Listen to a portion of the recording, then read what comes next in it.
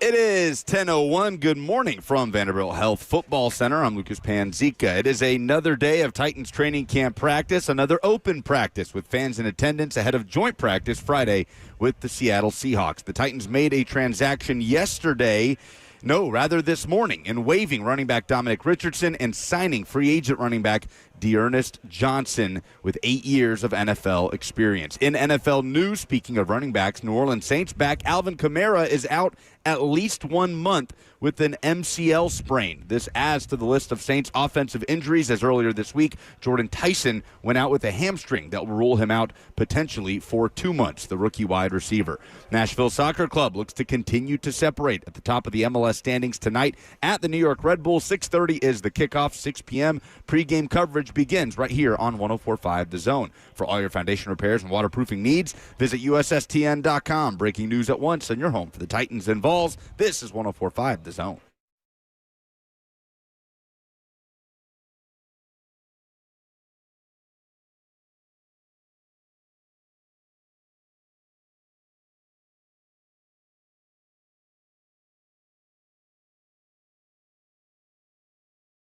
Good morning. We're back here at the Titans practice facility. It's another day. No joint camp today. That'll be Friday. Fans in attendance. A little light for the open practice today, but that still gives us a window to talk about what's happening on the field, which very much makes us happy. So we'll give you a little play-by-play action in the second and third hour today. We're going to try this again with Peter Skoronsky. What do you think? Try to get Pete back on the show? Take two. Yeah, so timing, we'll see. Practice ran long on Monday afternoon, and Pete had a little post-practice. He had a lot of things going on post-practice, so we'll see if we can't reconvene in the noon hour today. You will also hear from Robert Saleh. I haven't checked who the podium players are, but if there are players available at the podium, you will hear from them in some form or fashion. 615-737-1045 is the number. If you want to jump in, you are welcome to do so. We are also live streamed for your viewing pleasure on Facebook, YouTube, Twitter, and Twitch. Good morning. It is a good morning. It is a not miserably hot morning. It's lovely weather out here today. Okay, you have no complaints? No. You have no remarks? I have no complaints. No in fact, remarks? There's an acai truck downstairs that I look forward to sampling in a little bit, and we'll see what we can learn today. So breakfast ice cream instead of regular ice cream. I mean, acai is just healthy ice cream. It's not that healthy. Acai is healthy. Have you seen the amount of sugar in those things? It depends what you're putting on. I think you need to Real acai is very healthy. I think you need to look at those to determine how you're getting your breakfast ice cream. So, yeah, we will keep you updated with everything that's going on the practice field today. There's a little bit of sports media news. We made fun of Pat McAfee cutting off an obituary yesterday to the founder of ESPN because, God forbid, the $60 million punter start his show late in the midst of an on-air tribute. They are putting him on Monday Night Countdown to squeeze every cent out of that $60 million, which is in long-term, well, I guess not that long-term. It's a short-term solution to try and get ESPN's Super Bowl coverage ready. So Ryan Clark was not good enough to be on ESPN Super Bowl coverage. Pat McAfee apparently is. So that is one step closer to ESPN filling out who they want. So I'm sure it's going to be a lot of Jason Kelce. Going to be a lot of Pat McAfee. And whoever the survivors are as they continue to former Titan off. Jason McCourty will be on the Monday Night Countdown squad. That's who's replacing Ryan Clark, right? So corner for safety? I guess so. I mean, that show's had a ton of turnover. It's not like Game Day where, one or two parts and pieces have changed over the years. Like RG3 has cycled through that show. Randy Moss was cycling through that show. Well, Randy was there for a while and then had a health scare, which is obviously, and I think he's still a part of their pregame coverage.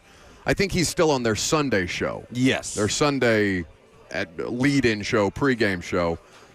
These are not things that I see more Monday Night Countdown than anything because the Titans aren't typically playing on Monday night, so I'm there at home able to watch the Monday Night Football game. I'm sure it's fine. I don't know. Does McAfee change the dynamic of it? Like, on game day, I enjoy him because you've got super serious Nick Saban, who's willing to chop it up with McAfee, who's irreverent.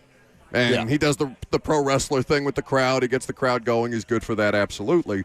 There's not that on Monday Night Countdown, right? They're not surrounded by hordes of drunk college people that are feeding off the energy. So does the energy play when there's not a crowd to feed the energy to?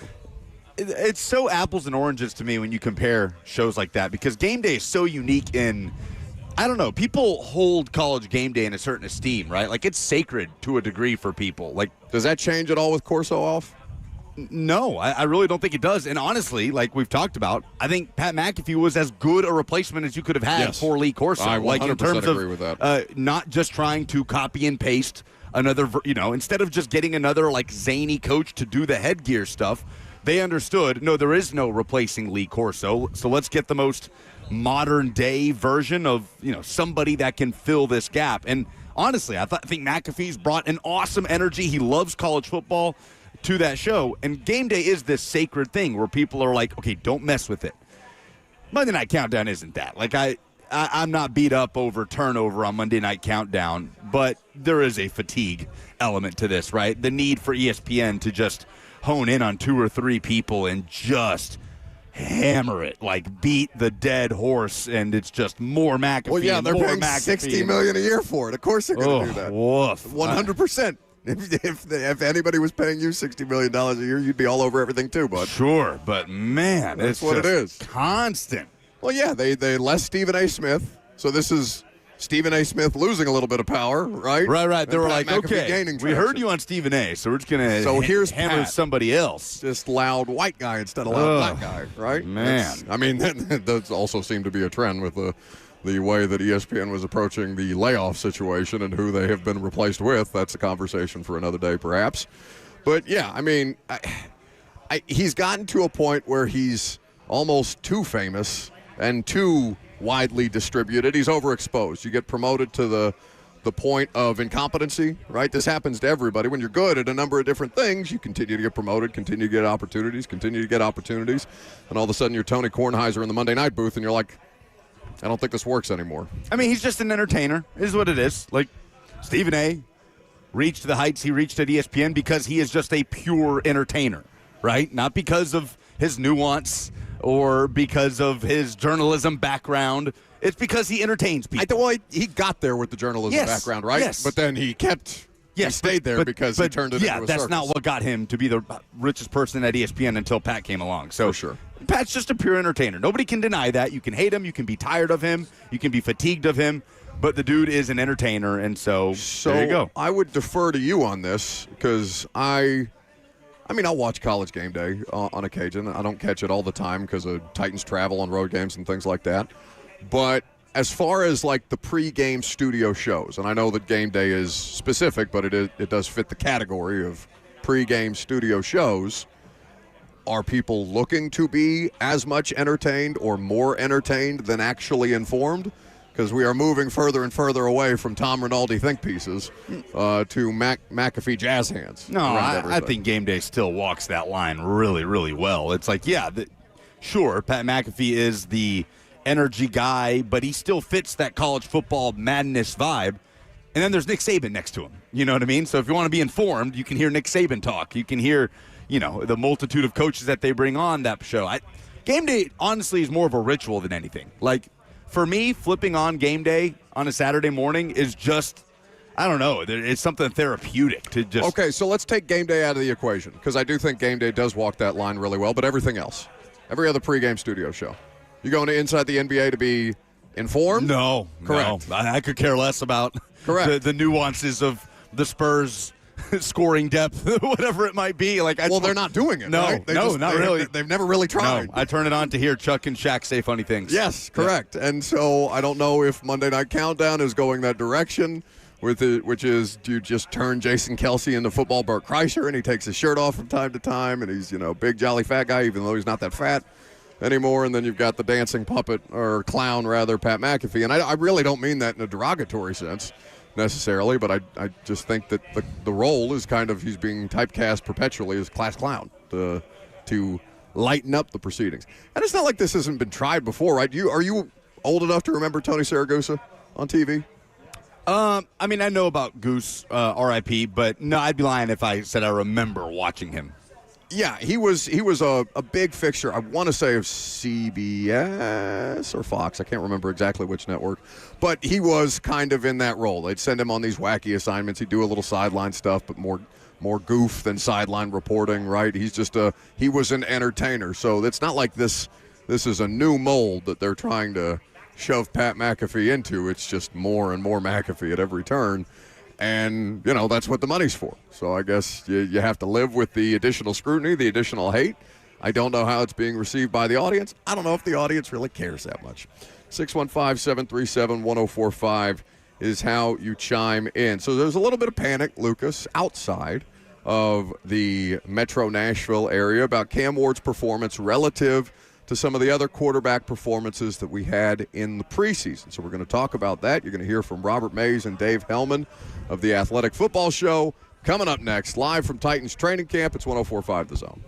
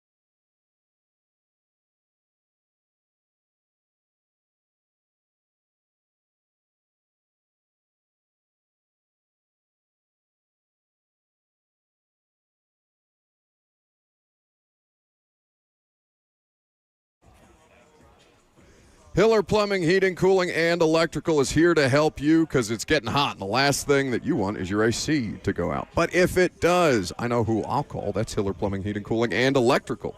You don't have to waste time waiting around for them to get there. When they're on their way, you'll get a photo of your tech that's been assigned to your project and a link to track them in real time because it's just the worst when you have no idea what it's going to cost to get your AC or your plumbing or your electrical issues fixed right, or if someone is just trying to sell you something. That's not the case at Hiller Plumbing, Heating, Cooling, and Electrical. They are honest and upfront, just as they have been for over 35 years as a family-owned and operated business. They're here to help you get the problem solved quickly. 100% satisfaction guaranteed of happy you'll be, or the service is free. That's the Happy Hiller promise. So book online today at happyhiller.com.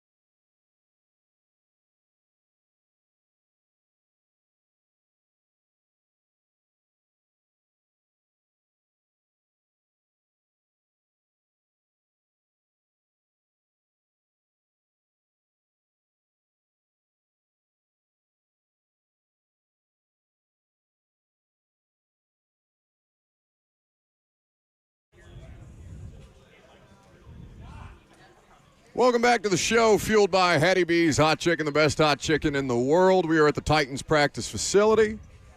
Practice underway, I guess technically. Guys warming up on the field. Mitch Trubisky back at practice today, so a positive sign. As far as the backup quarterback situation goes, Lucas left Monday's practice with a bicep injury and was being evaluated, but does not. No, I did not. Mitch did, though. Did I say you did? Yeah. Well, it was. I don't know if you were saying like, comma Lucas he left, but you said grammar is important. You said Lucas left practice with a bicep injury. Okay. Well, Trubisky left practice with a bicep injury, and he's back today. So we will see. Assuming that Will Levis is relegated back to third string, we will see if there's not any disparity in the number 2 quarterback reps this afternoon. Another player to keep an eye on, John Franklin Myers. Have not done attendance yet today. Do not see him yet, but we will keep you updated there as well. Obviously, he is he started practice on Monday and then went in at some point, so just continuing to monitor him. And we will get you updated on injuries around the league because, unfortunately, with every passing day, there are additional injuries of consequence on some additional transactions as well. We have phone calls to take in the meantime, 615-737-1045. We can do that throughout the course of the day. And because they did open up practice for an additional day for fans, it seems to be lightly attended. I haven't been downstairs yet. Is there much of a crowd downstairs? It's trickling in. Okay. It was a late. They opened it up pretty late to fans. Like yesterday, I think they announced. Like Monday evening. Monday, yeah. I think Jimmy sent out a tweet. Yeah. So, it's the middle of the day. During a weekday, these things are difficult to adjust to, but I assume that means there's still availability. So if you want the chance to slide in here last minute for Titans practice, I suppose you can do just that. Who do you want to start with, Kroll? Who's up first? Who's been waiting longer? We have Drew in McMinnville. All right, go ahead, Drew. Morning, fellas. Love the show. Lucas, this call is for you. I've never been a big soccer fan, but you got me tuned in to the World Cup earlier this summer.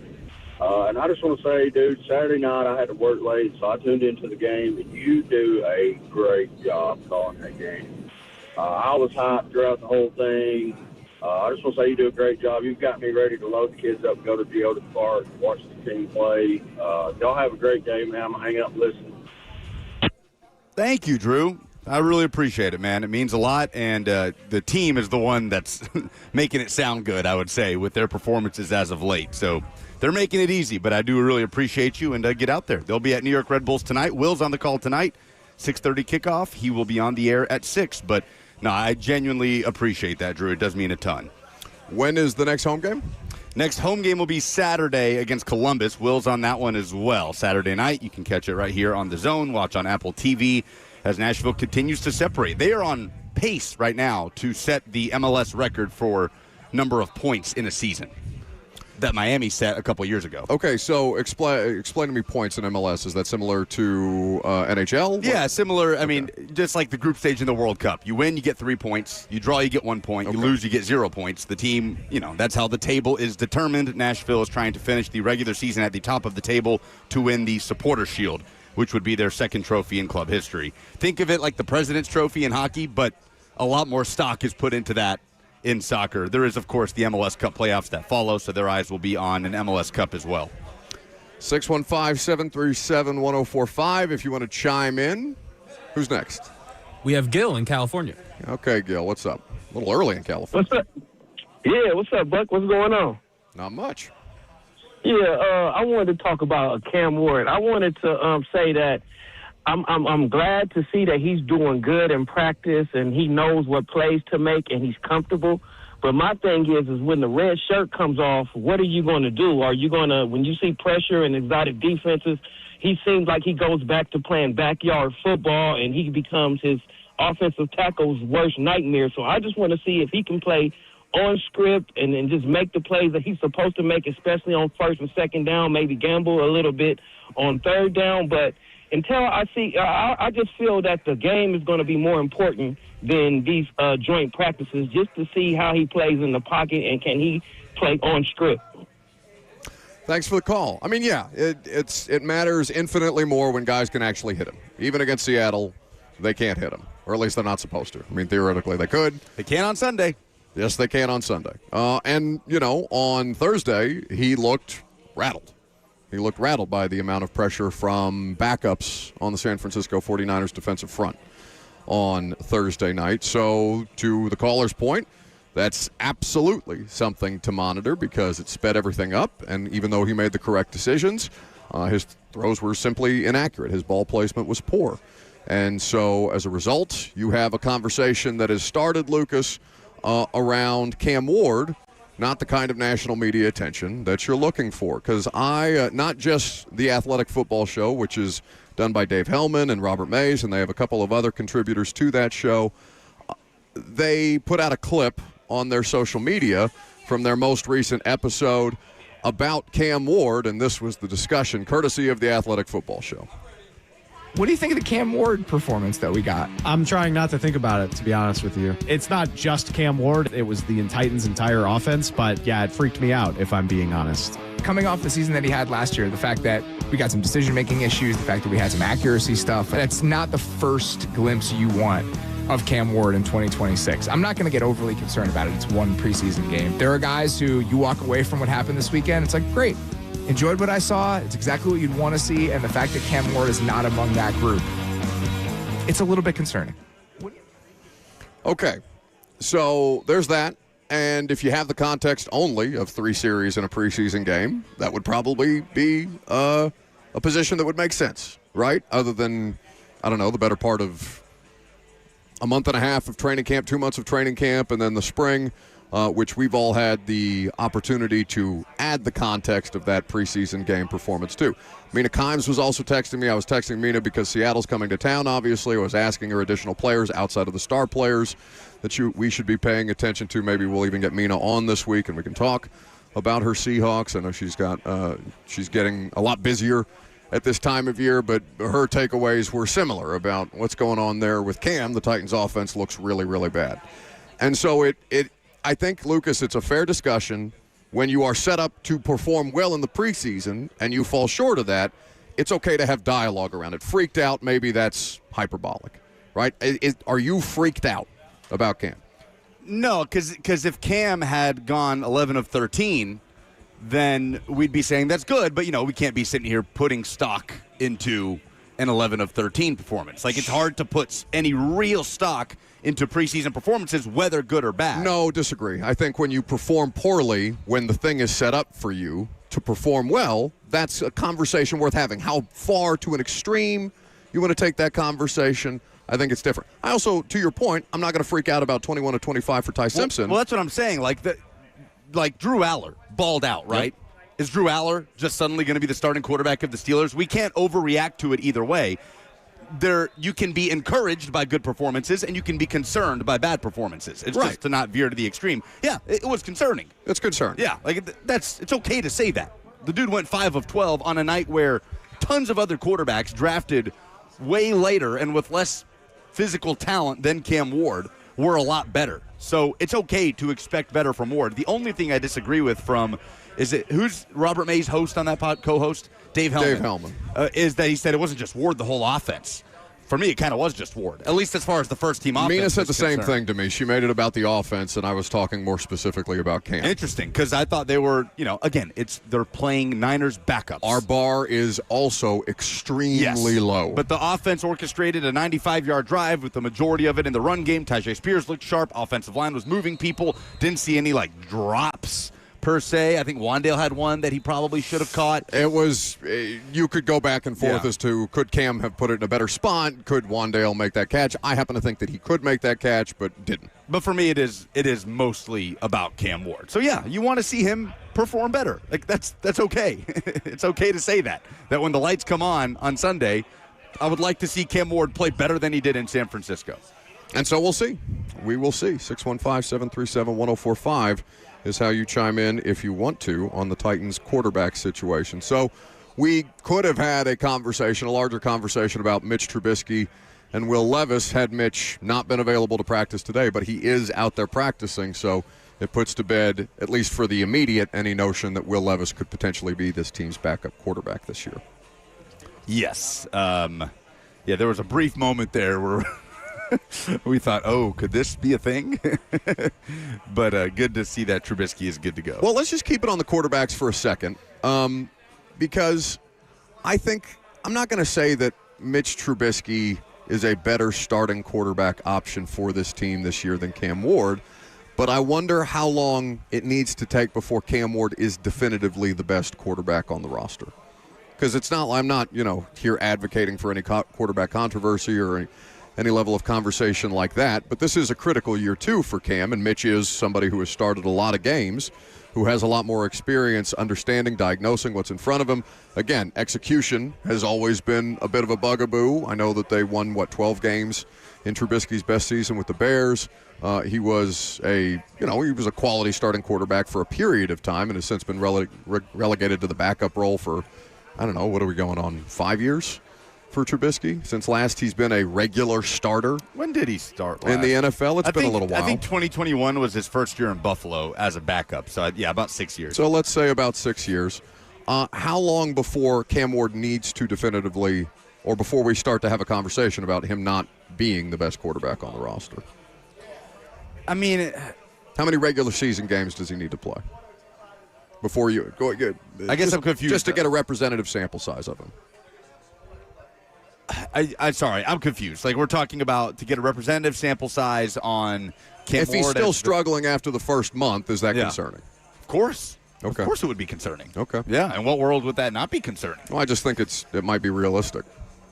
I mean, the truth of this year for Cam Ward, like whether fair or not, we talk about this all the time, it may not be fair to expect Cam Ward to be close to the best version of Cam Ward this year, but you have to see that trajectory, right? Like, this season has to end with the Titans thinking, yeah, no, we have our guy. So it took 2.5 months last season for that to start to make you feel better. And obviously there is not that level of runway this year. But if it does end up taking about a month's time, that's going to be a situation to monitor just to see how much of a slow start he's allowed to have before legitimate conversations are had. The reality of the quarterback position in this league is that if Cam Ward has a struggling season, it probably means the Titans have a struggling season and are picking in that top 5 range again. Like, the reality of it is, if it's a big if, but if that happens, then there is a discussion about moving on from. It's that big of an if. I'm just curious. I don't know how it's going to go, but I just don't think it's that big of an if. People in the FNM Bank chat, or at least one person in the FNM Bank chat, asking why this station hates Will Levis. We joke, but nobody, I don't think, anybody on the air hates Will Levis. There is just a realistic conversation to be had. If we're talking realism, that is not a quarterback that you trust to get you through. If Cam Ward or the starter in any situation, starter X, misses 4 games, you don't trust Will Levis to get you to 2-2. Yeah, no. I mean, it's really just about trust. Not. There's no earned level of trust there that he can be a reliable, stable, stabilizing force, right? You need the quarterback to be able to manage the chaos, not be the source of the chaos. In what world, has Levis even come close to earning that level of trust? Are there still people that believe that? I don't know. No. No, you can't possibly. And that's why there's been no – I mean, I'm not going to say that there's no calls on him because I don't have access to Mike Borgonzi's phone line, but it's my understanding that there has been very, very little interest in him as far as a trade acquisition at this time of year. Maybe he goes out here. I mean, because we're talking about not just Cam Ward's performance in the preseason, but we still have 2 more games to talk about him potentially turning himself into some kind of a trade chip, right? Seattle, right? I mean, I don't think you're going to try and sell high on Hendon Hooker. Levis would have to have some really good preseason performances, I feel like, for you to get anything at this point. I mean, wasn't a single thing about the performance against San Francisco, right? I mean, the Titans got out there and just started running him around. People are saying we are pandering to the Vols fan base. I don't know why I, as an Indiana alum, would have any interest in pandering to the Vols fan base. There's only 1 Tennessee alum on the station. No, there's 3 Tennessee alum on the station. Like, if saying that you can't trust Will Levis to be even a backup quarterback is, if you believe that's pandering at this point, then I got nothing for you. Well, I mean, you're probably a Kentucky fan.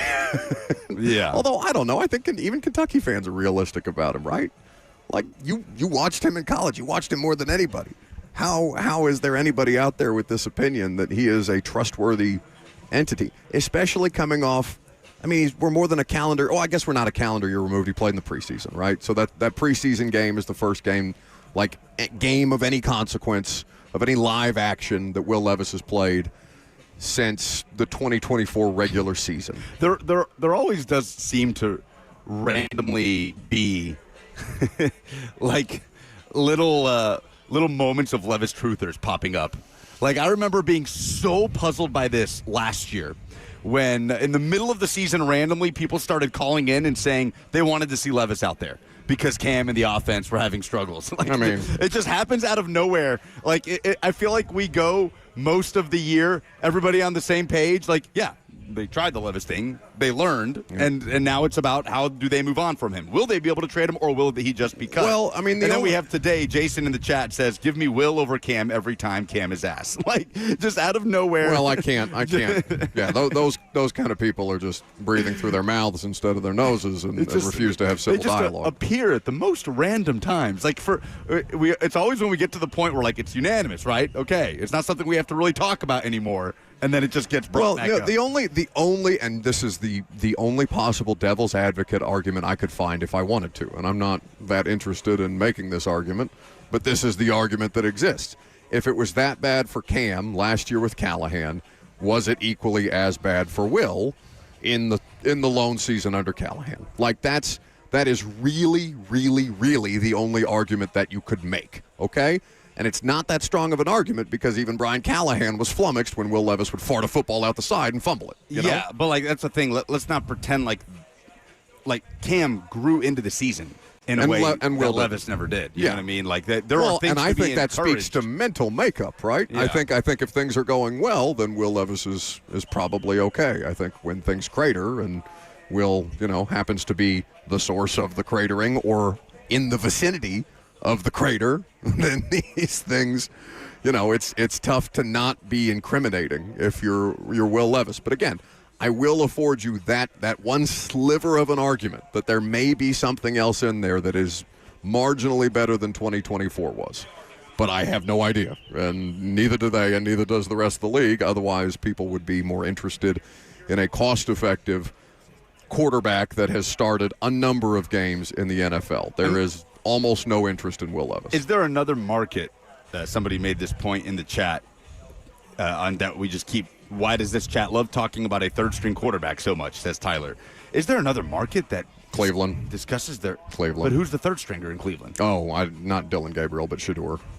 But it's Shedeur and Deshaun right now. Like, that's the discussion. There's not a third quarterback discussion in Cleveland. Is there a third team quarterback? Is there a quarterback? But he's like Mariota, right? You say his name, and Marcus was way less polarizing than I feel like Will is for a number of different reasons, but Marcus was polarizing far after he had left, even. Like, there was still a conversation around Mariota. Anytime you brought him up, people were like, oh, the Titans ruined him. Yeah. He never had a shot. And he's out for the rest of preseason in Washington. I don't know if you saw. It's like an MCL sprain or something like that. But I don't think there's no way there's another market where the quarterback that's currently taking third-team snaps at camp gets as much oxygen. How many other organizations invested that heavily around what is now a third-string quarterback? And, you can't tell the story of how they got here and how they're trying to dig themselves out without mentioning him. Yeah.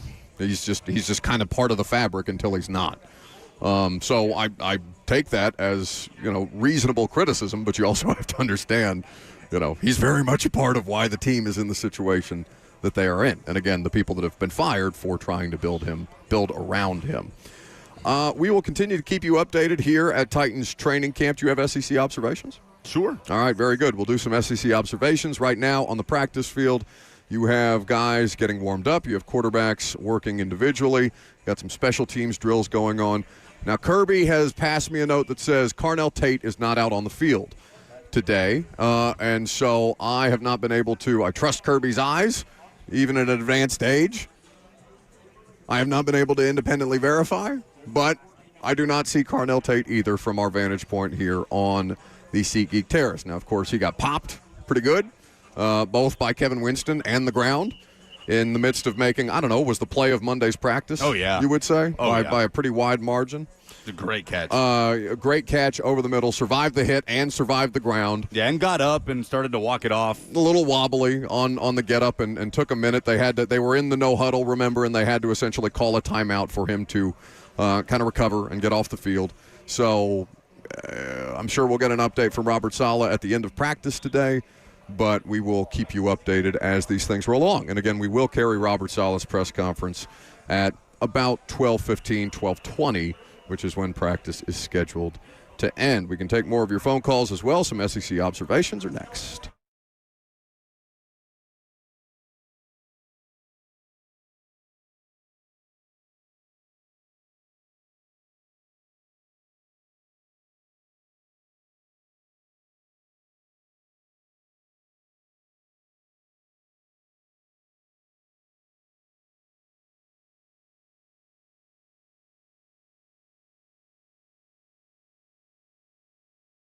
A day at the spa, the perfect gift for birthdays, anniversaries, or any occasion.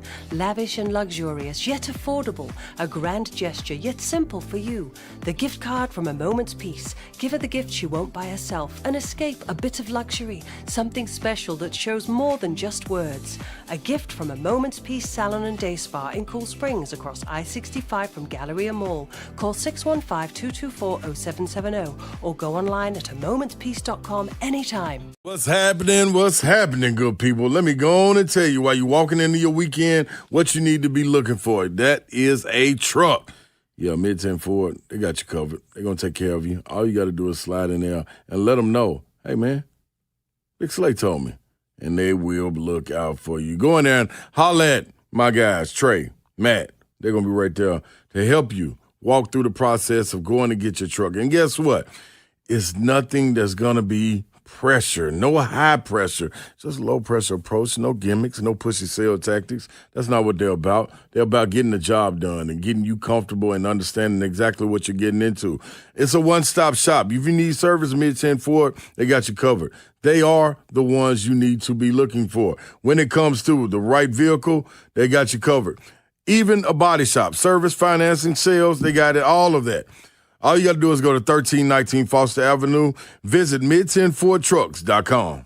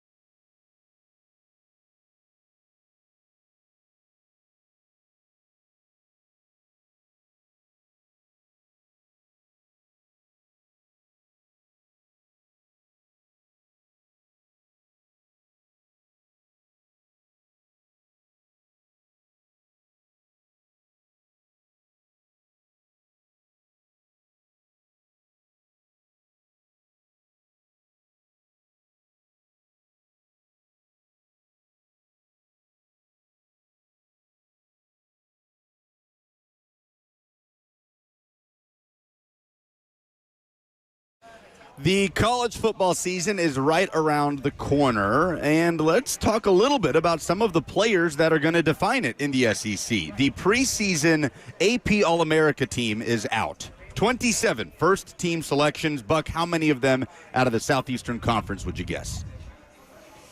27. Kirby says 5. I'm going to say 9. 14. Okay. The SEC leading the way with 14 of the 27 first-teamers. The Big Ten has 8. They do have the first-team quarterback in Dante Moore out of Oregon. Indiana has 2 on the first team. Georgia has 2. Oklahoma has 2. Who are the 2 on Indiana? The 2 on Indiana are, you can't guess them, can you? How would I possibly Name know? 3 players on Indiana's current roster. Josh Hoover. It's okay, buddy. Offensive tackle Carter Smith is on there. That's better than last year. I couldn't name one. And linebacker Relijah Hardy. Isn't Charlie Becker back there? Charlie Becker is still at Indiana. Okay. Relijah, And Nick Marsh. Eat it. Relijah Hardy is the linebacker on the first team. So let's talk a little bit about Georgia, because currently Texas has a couple first-teamers in offensive tackle Trevor Gooseby and wide receiver Cam Coleman, who I think is an awesome monster player. On defense, Texas has edge rusher Colin Simmons, linebacker Rasheem Biles. Like, we know, we've talked about it with Texas. It is as close to national championship or bust as it gets in the SEC, right? This year with Arch Manning and Steve Sarkisian and that whole ridiculously talented group. But what about Georgia, who are back-to-back defending SEC champions, but have lost each of their last 2 college football playoff games? That's Kirby's talking point this year, right? Nobody's talking about us. They're all talking about Arch. Kirby, Gunnar Stockton disrespected. I mean, they're a preseason top Georgia 3 disrespected. team, but like they only think you're going to win 7 games. I mean, maybe not that extreme, but Kirby can kind of genuinely play the disrespect card, because nobody is talking about Georgia right now as the threat out of the SEC. It's all about Texas out of the Southeastern Conference. So Georgia has 0 first-teamers on offense. They have 2 on defense. Both are in the secondary. In Ellis Robinson, the 4th, the cornerback, and safety KJ Bolden. This Georgia secondary is going to be elite. I expect the defense to be elite. I have questions about Georgia's pass catchers and if they can find a reliable threat at the receiver position. Gunnar Stockton is back to marshal that offense. But it's an interesting point for Georgia, because it's like, that's a good word, marshal that offense. There's this sort of vibe there where, yes, the current players at Georgia are 2-time SEC champions.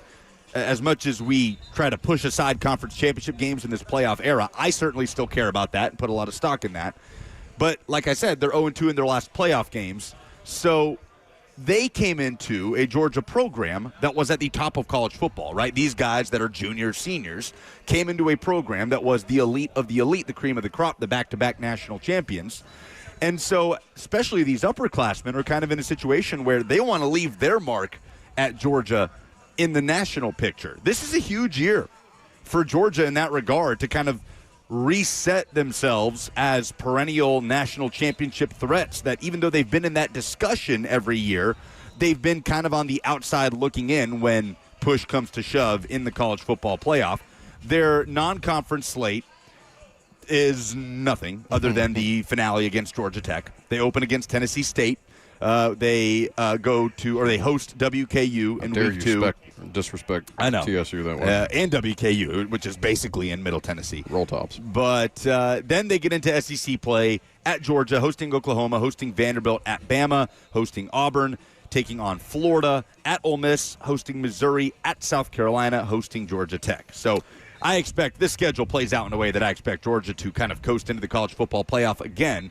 But this is a Georgia team that has not quite made their mark in the college football playoff, even if they have in the SEC. So what happens then if Georgia kind of hits that ceiling? Like, is there a dialogue about Kirby and the modern era of college football? How long does it take before that starts? Because I think Georgia fans will start to become, a little antsy, right? Yeah, they'll start to get that, like, Nick Saban, Alabama fan syndrome. Not even that. Well, yeah, you can't really get Nick Saban, Alabama syndrome. Thank you, Kirby. If you are not Nick Saban in Alabama, right? You do have the 2 national championships in recent memory, but that was a dynasty that lasted in Tuscaloosa for, I don't know, the better part of almost 15 years, right? Like the standard. It's impossible to compare it to that era of college football. But I wonder if they don't start to like sink back into a little bit of a. It would be extreme, and the answer is probably somewhere in between, but closer to Mark Richt mentality than Nick Saban, where you are consistently successful. You are a good quality regular season team. You're sniffing around the postseason, or you're in the mix for the postseason every year, but you don't capitalize the way that you feel like you should, given the talent on the roster. Yeah, maybe that's the conversation at Georgia, but they have been talented enough to win the national title pretty much every year since Kirby really got it going. They have won the national title on multiple occasions. With Mark Richt, there was always this feeling of unable to get over the hump because he hadn't done it in so long. Yeah. So I don't think that extreme will exist with Kirby Smart, even if they miss out on the national championship game this year. But there are real questions about this Georgia offense. Like I said, the wide receiver core, I mean, London Humphreys, local guy at a CPA, Vanderbilt transfer, is going to play a key role for them this year. They brought in Isaiah Canyon from Georgia Tech last year, but there's a list of Georgia wide receivers that have a season with 200 or more receiving yards, and that's the list. Those two players I just named. They are the definition of unproven. You said 200 or more? 200 or more. That's crazy. Yeah, and it's just Humphreys and Canyon, the Georgia Tech transfer. Like 2.5 games. So there's a lot of questions, and the thing is, I don't know if those questions really get answered until the postseason. They have challenges. I mean, they have to go to Alabama. They have to go to Ole Miss. You know, they could have trouble absolutely against the likes of Oklahoma. We'll see if South Carolina, Georgia Tech can test them. But in terms of answering that question from a national championship perspective, I don't know that we will truly know until the college football playoff. How long does it take before somebody not named Indiana doesn't get upset as a top seed? What do you mean? In the college football playoff. Oh, doesn't get upset. Okay. Like, I see what you're saying. Sorry, I guess I'm confused. So, like, Indiana is the first team as a higher seed to not get upset in the college football playoff. Isn't that the thing? Like they're the first one seed to roll through and win the college football playoff? Yeah. Is what you're saying? Yeah. Was that the case last year? I think that's been a talking point the last couple of years where, like, the top two seeds have been knocked off, have been upset in the college football playoff, like they were 0-5 or something like that before Indiana. I can't remember that stat off the top of my head. Maybe it's something to that effect. We can look that up. Bustin' Diamond on the FNN Bank chat says, you can't say Georgia hasn't made their mark in the playoff. They won a championship in 2022. I'm talking about this Georgia team. Gunnar Stockton as the quarterback, right? KJ Bolden at safety. Like, the guys that are going to play key roles for Georgia this year have not made their mark in the college football playoff. And so I think there is a feeling of, okay, now is our time to do that and leave that legacy that previous generation of Georgia players most definitely did with the 21 and 22 titles. We're like 10 days away from college football. We are exactly 10 days away from UNC getting throttled by TCU in Ireland. In Ireland? And Kirby said, in Ireland? What a sentence. It's the same reaction I had yesterday when you and Trey Wallace They're were going to Dublin, the college football capital of the world. It is now. 3 straight years we've started the college football season in Dublin. I mean, funny stuff happens in Dublin. Last year it was, I think, Avery Johnson's family getting into a big fist fight. They were playing on a giant mud pit of a field. Yeah, somebody got, like, mugged, right, the night before, something like that. Oh, yeah. There was was it Kansas? No, who played? Yeah, Kansas State player got. Because that was Farmageddon last year, right? Yes, yeah. Yeah. That's great. Famously. Let's move an awesome rivalry with an awesome nickname away from campus to Dublin. Fantastic. Great idea by all involved. A lot of farmland in Ireland. Somebody says the stat I was talking about is teams that get buys in the college football playoff have been 0-6 or 0-5 prior to Indiana. Gotcha. Yeah, I do remember that. Thank you for the correction. Interesting. That's just a weird, like, that's just more of an anomaly than something that, can be tracked, right? Oh, this is great. Rest versus rust. I had forgotten to mention this. Jordan points out in the FNN Bank chat where you can hang out on YouTube, Facebook, Twitter, and Twitch. Like By the way, you want to be in there if you want all of the Cam Ward coverage, because when we're in a commercial break, we will give you the play-by-play of what the first team offense is doing strictly on the YouTube stream. Jordan mentions Georgia has Progressive Insurance as an in-stadium sponsor. Do you see this? Is that why is that relevant? I mean, I think it's pretty great for a program that consistently has problems with players speeding to have a car insurance company announced as a game day sponsor. Like they will have on-field advertisements in Sanford Stadium. Like, do Georgia players like have to? Well, they had to do a deal for the stadium because the Georgia players couldn't get insurance at a reasonable rate. Do like a trade deal. So they're like, all right, listen, like give all our players insurance. We'll put the best package you got. Our players are uninsurable. We'll slap your logo right on the field. But we'll cut you a deal. That's pretty good. That's pretty excellent. The Athens police force must be very stressed at all times. Sounds like a high-profile, high-intensity job.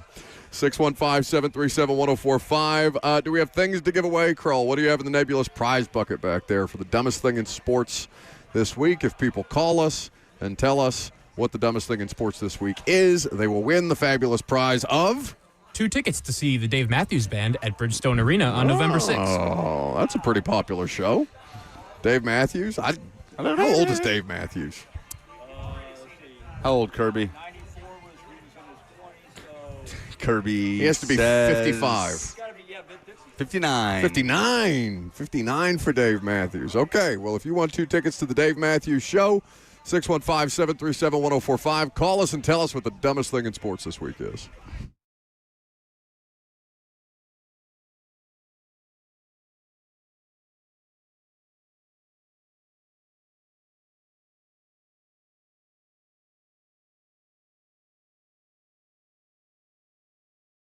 F-150 month at Two Rivers Ford. There's all manner of reasons to go out to Two Rivers anytime you're in need of a vehicle, but you know what you need for your tailgate, a Ford F-150, and it is F-150 season right now at Two Rivers. Lock in 2.9% financing for up to 84 months on a brand new 2026 F-150. You choose the terms. Plus $1,500 bonus cash and a 2-year complimentary maintenance plan.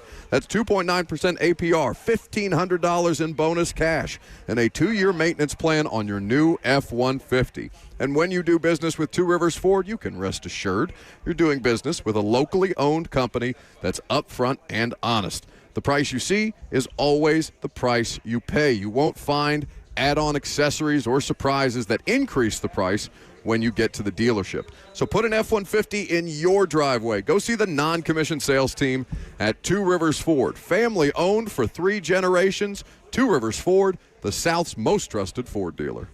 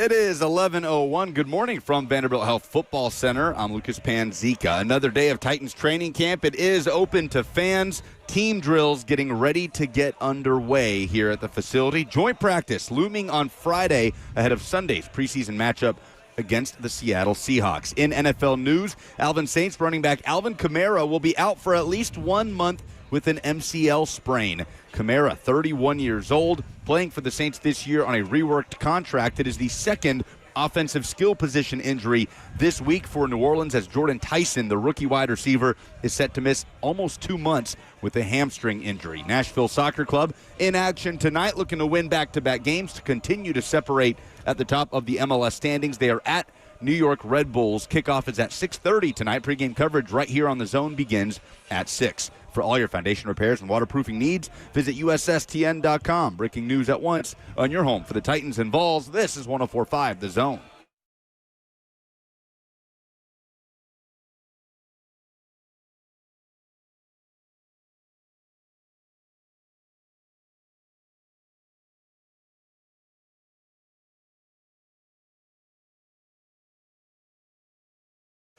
Second hour underway here for the Titans practice facility. Practice going on right now. We've got 7-on-7 work taking place in front of us on Field 1. There are a smattering of fans in attendance today, so we will have play-by-play for you once we go full team. 11-on-11, which we seem to be creeping towards right now. Offensive linemen are starting to inch their way over to the main field. Looks like Aaron Whitecotton's group is still doing individual work, so perhaps we are within about 2 minutes. Looks like 1:45 left in this current period before we go full 11-on-11. Robert will join us up here, and we'll give you a little live time action so you can hear for yourself how Cam Ward and Will Levis and Mitch Trubisky and all the others are performing today. A couple more updates. The ball just whipped through the air by Levis. A couple of updates on today. Mitch Trubisky is back at practice. He left Monday's practice with a bicep injury. Does not appear to have any limitations on him today. Carnell Tate is not practicing today. He got popped on Monday by Kevin Winston. Was removed from the practice after that. We will get an update from Robert Saleh as to if it is something to monitor moving forward or if it is just a rest day. Also worth noting, Lucas, that Nick Singleton is again not out here in practice, but I do see Tony Pollard as the first-team offense prepares to get some, looks like just routes on air work before the defensive line comes over here and joins the proceedings. Yeah, Ernest Johnson, the running back signing, they very quickly. Well, swapped a running back for a running back, right? Dominic Richardson was barely here 48 hours. Yeah. So no Nick Singleton today. He's obviously getting a lot of work, so you can expect more Tajay Spears. You can expect more Julius Chestnut today. Again, Kalel Mullings remains unavailable with a hip pointer injury. Beyond that, I have not seen John Franklin Myers so far today, but we will get more of a look when the defensive line joins the proceedings over here on Field 1. And if there are any other notable absences or injuries, we will keep you updated. As a result, ready to do the dumbest thing in sports, Kroll? Yes, sir. Okay, let's go. We will start off with Eric in Nashville. Now, wait a damn minute. Where's the intro? He meant the intro. To the dumbest thing in sports? You're just going to go completely out of order on me? What happened? Okay, very good. The wrong thing. Very good. It's all good. It's all good. You let us know at your convenience when you're ready. Or sound the siren. Just run Buck over. I suppose. Okay, let's go. Now we're ready?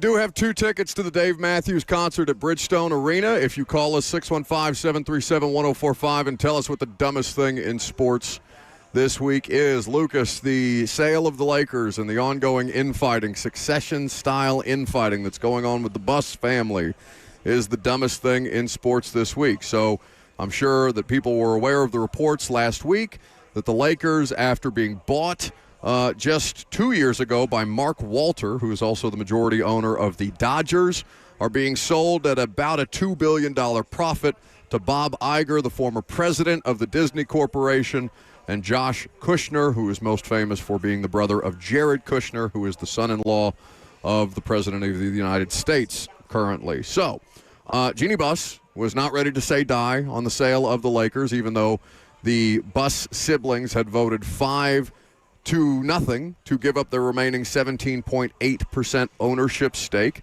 She was not on board with the decision because it would remove her as the majority owner, which, of course, she has fought very hard to keep that in the Buss family. But since then, it sounds like they have alleviated Jeannie's protests or removed Jeannie from the conversation because as of this morning, Shams Charania is reporting that the sale will move forward, but not without some good old-fashioned sibling billionaire infighting before we actually approve the sale. The whole thing has just been messy. Yeah, man. My goodness. The dumbest thing in sports this week for me, the Cowboys and the Saints. Okay. Who had their joint practice session completely fall apart with an all-out brawl yesterday. I'm reading from ESPN. Punches were thrown, helmets were tossed, and at one point, Robert, you will like this, Saints tight end Brock Rechsteiner, is it Rechsteiner or Rechsteiner? Steiner. He is the son of WWE Hall of Famer Scott Steiner. We'll call him Brock. Grabbed a Cowboys player and body slammed him to the turf. Isn't that guy suspended for PEDs? Why is he practicing? We'll wait for Robert to get his microphone set up. He's joined us up here up top. Well, the same reason that Najee Johnson can practice, because preseason does not include suspension, so he is allowed to practice.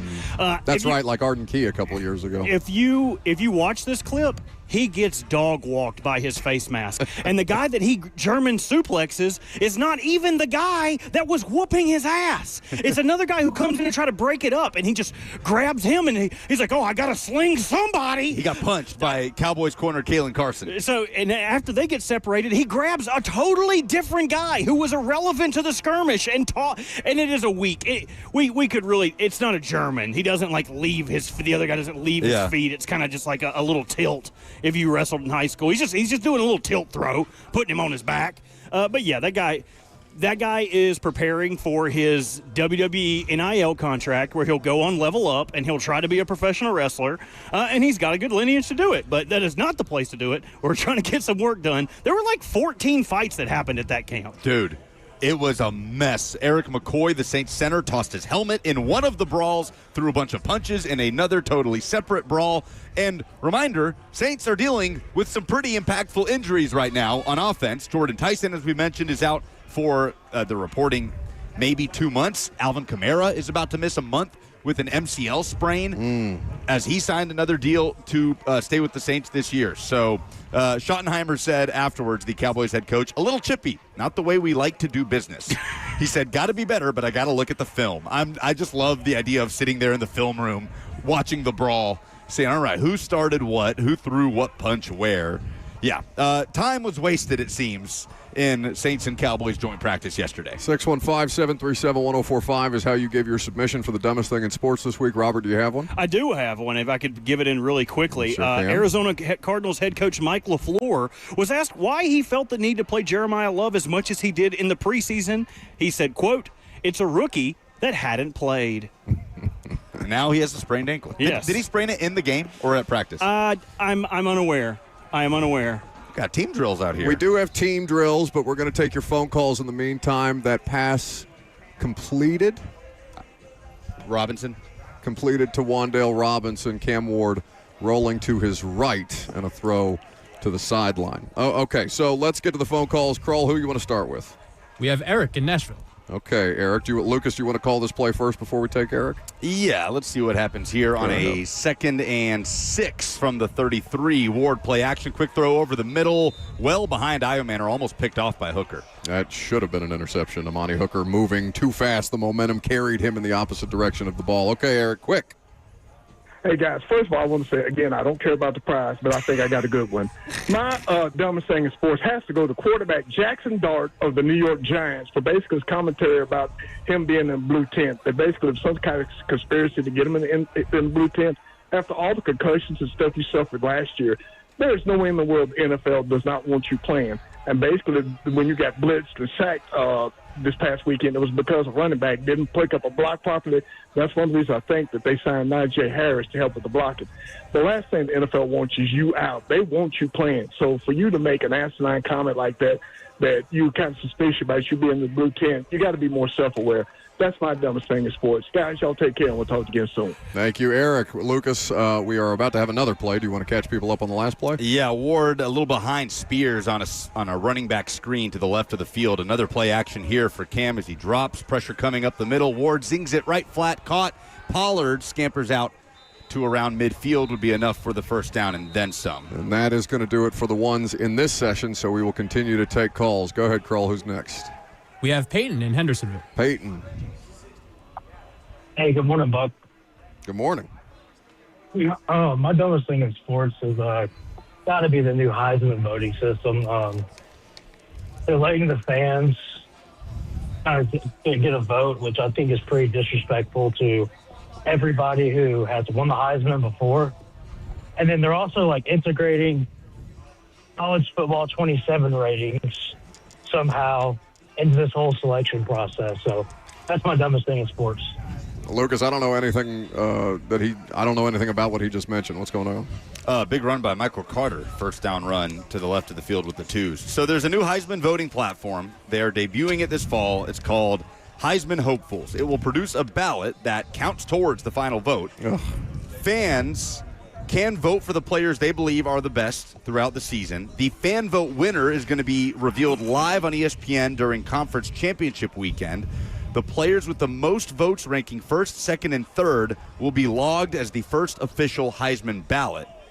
So this was previously the Nissan fan vote that Jacob Rodriguez won last year, the Texas Tech linebacker, but it had no implication on the actual Heisman vote. Now it does. So now the fan vote helps determine, I guess, the Heisman ballot. Well, that is, that's an interception. Tip drill. Deflected off DK. Mitch Trubisky with the interception. That's Hallett, 41. Yep. Eric Hallett with the interception off the deflection. So that will bring Will Levis out onto the field. No, I'm sorry. They're keeping Trubisky on the field. Good play by Hallett there. With the twos securing right it at the ground. Okay, so yeah, I think is that just because people aren't watching the Heisman Trophy ceremony anymore? Like they think if they make it American Idol, people will tune in more to see who, honestly. And find out who your Heisman winner is next. What is this if not a ploy to try and get people to watch more? Because there's obviously no benefit to giving fans a Heisman vote. Chris Fowler out, Ryan Seacrest in. I mean, you laugh. You got Pat McAfee all over ESPN for entertainment purposes. If they're trying to zhuzh the Heisman Trophy ceremony up, they're giving away a fan vote. Nice hole there by Jackson Slater and BCD to open it up for Julius Chestnut. You said nice hole or hold? Nice hole. Okay, very nice good. Hole, opening the gate. Let him through. I feel like this will actually put some sort of stock into these Heisman campaigns that schools run. Oh, God. Right? Like before it was kind of a PR thing. Yeah. Now it's Pro Bowl vote. You can, a little bit, yeah. They need to stop with this NFL stuff. Trubisky, little slip screen. This is David Martin Robinson on the left side weaving up to the first down marker. They're going to rule him down close to the marker for a gain of about 9. And now Will Levis and the threes come out on the field. Who's next, Kroll? We have Brandon in Nashville. Okay, go ahead, Brandon. Hey, guys. So, speaking of Pat McAfee, my dumbest thing in sports is going to go to his Diary of a Polarizing Figure album. Yep. Yeah, good. That's good. Did he say diarrhea of a polarizing figure? That's what it's being called. Yeah. I saw. Is that what he actually said? That's funny. I believe that was Brandon Kroll. I missed it. He snuck that in I don't there. know if he said that or I don't not, know. but that diarrhea was great. of the mouth of a polarizing figure. I did see somebody with a write-up referencing so funny. diarrhea They're saying no, incomplete pass. of a polarizing figure. Femi did jump on it like it was a grenade in wartime, though. Is he had some solid snaps on Thursday night, Femi Oladejo, but he just generally lacks that explosiveness. I think they're just going to try and turn him into a rundown guy. And he's probably not going to be what he's going to be. He's not going to start to look like what he's going to look like Is there until probably drywall? year 3 or year 4, right? He was always a project. I believe we cannot have I was making a serious thing. Don't take their laughs by confirmation of Do we have drywall. Any more calls? Who else is there, Kroll? We have Charles in West All right. Nashville. Charles is next. Go ahead, Charles. Yeah, my most dumbest thing is, I know it's local, but it's Heather Dinich going completely off the rails on Tennessee being ranked 20. I mean, there's some kind of jealousy or dislike or something there, because that's just dumb to be that upset over and single out one team like that. Or she was upset that they were ranked that high? I'm sending it in, Yes. Kroll. Yes. Okay. Thank you for the call, Charles. Remember to stay on hold for the opportunity to win these tickets. Zach, I just sent it. It's only a 20-second clip. Yeah, they had her on the Pat McAfee show, Heather Okay, Dinich, and honestly. to react to the preseason AP poll. Yes. What? And no. Wildcat action for Michael Carter as he Fans are here. goes up the middle. But she was astounded that Tennessee was even in the top 25. Zach, let me know if you have it. Okay, go for let's it. hear from her. I can't believe Tennessee is even ranked. What? Love it. Why is Tennessee ranked, let alone number 20? I mean, they better find a quarterback and find some answers fast there. I have so many questions about them. Not to say they can't do it, but preseason, based on answers, not question, I don't know why the balls are in there. So Tennessee fans lost their minds as Levis drops back, just has to dirt it because it's ESPN hates Tennessee and they always have, and this and that. They always have. That's a thing? Oh, it's definitely a thing for Vols fans. I mean, I know Joe Klatt. but I've never the bought entirety of E ESPN. Yeah, I've never bought into a conspiracy that ESPN just hates Tennessee. Well, she doesn't have to be jealous. She's a champion. She's a national champion. But I don't know. I mean, She, like me, could probably only name one player on the Indiana roster. I get that you don't know who the quarterback is, but like I also don't know if Austin Simmons is going to be any good for Missouri, and they're in the top 25. You know what I mean? Like I don't know. I mean, if you look at Tennessee's roster, there is reason for them to be ranked preseason top 25. Not to mention Heupel's resume with quarterbacks. No, I think I agree. With me, yeah. That's Call the action. Oh, that's a bad action. handoff. Spears gets swarmed in the backfield. He just got stuck in Jeff's belly button. Yeah, disjointed start for the first team offense. That was somebody getting backed all the way up into Cam's lap and basically Tajay taking the handoff and then immediately bouncing. You said 51? Schlotman. Yeah, he ended up in Schlotman's crack on that play. Yeah. Who wins the tickets? Let's see. I think the diarrhea. I don't even know if he said that. What if he didn't? And he's like, That's it's better to be lucky than good. That's fine. sometimes. That's what we heard. Yeah. All right. Well done, Brandon. Well done, Brandon. He wins the Dave Matthews tickets. Why don't we stay here for the first team offense for a minute? Yeah, let's get We could call it in the break. We Call it could, for the but I don't YouTube. want to. 2nd and 2 handoff. Spears has to shed a couple tackles in the backfield and does end up running for the first down. They're Still gonna, running. Still going down the left sideline. They're going to rule him down just past midfield. Call it a pickup of maybe 8, 9. Oh, they're still marching. No, okay. They'll put the ball down at the 47, 3 yards short of midfield for the one. Spears bouncing off some contact in the backfield. Good to see. So looks like him and Michael Carter. I mean, Tony was out there with the first team offense on the first 11-on-11 series. I don't believe I've seen Tony. Well, actually, do they have him in a pony package here on the other side of Carter? Is Pollard out? Is that Pollard? Yes. Yeah, It is Pollard. There's Pollard next to Ward. He fakes the give to Pollard, throws over the middle. Helm caught at the 40 and bumped down there. So that's a first down, play action, quick pass, Cam to Helm. That's one of those things where I just, when they drafted Tajay Spears, I thought we would see more of him and Tony Pollard on the field at the same time. And so we're not getting like heavy schematic advantage stuff today, obviously, but to see how much the new coaching staff with Brian Dable, with Luke Stocker being heavily involved in the screen game as well. You've seen an uptick in the screen effectiveness for Luke Stocker. I'd be curious to see how much more of that they get. Okay, 2nd and 3 from the 49 for Cam and the ones. Bunched up here. Pollard is the running back. Cam takes the snap, fakes the give to Pollard. Rolling left, has a man right in his face, has to dirt it. That was Keldrick Falk bearing down. Blew right through, I think, Bellinger. 82. Rushing Yes. off the left side of the Titans' offensive line. Okay, so now the ones are off the field. Trubisky comes on, and we will take a break. I'm Buck Rising. It's 104.5 The Zone.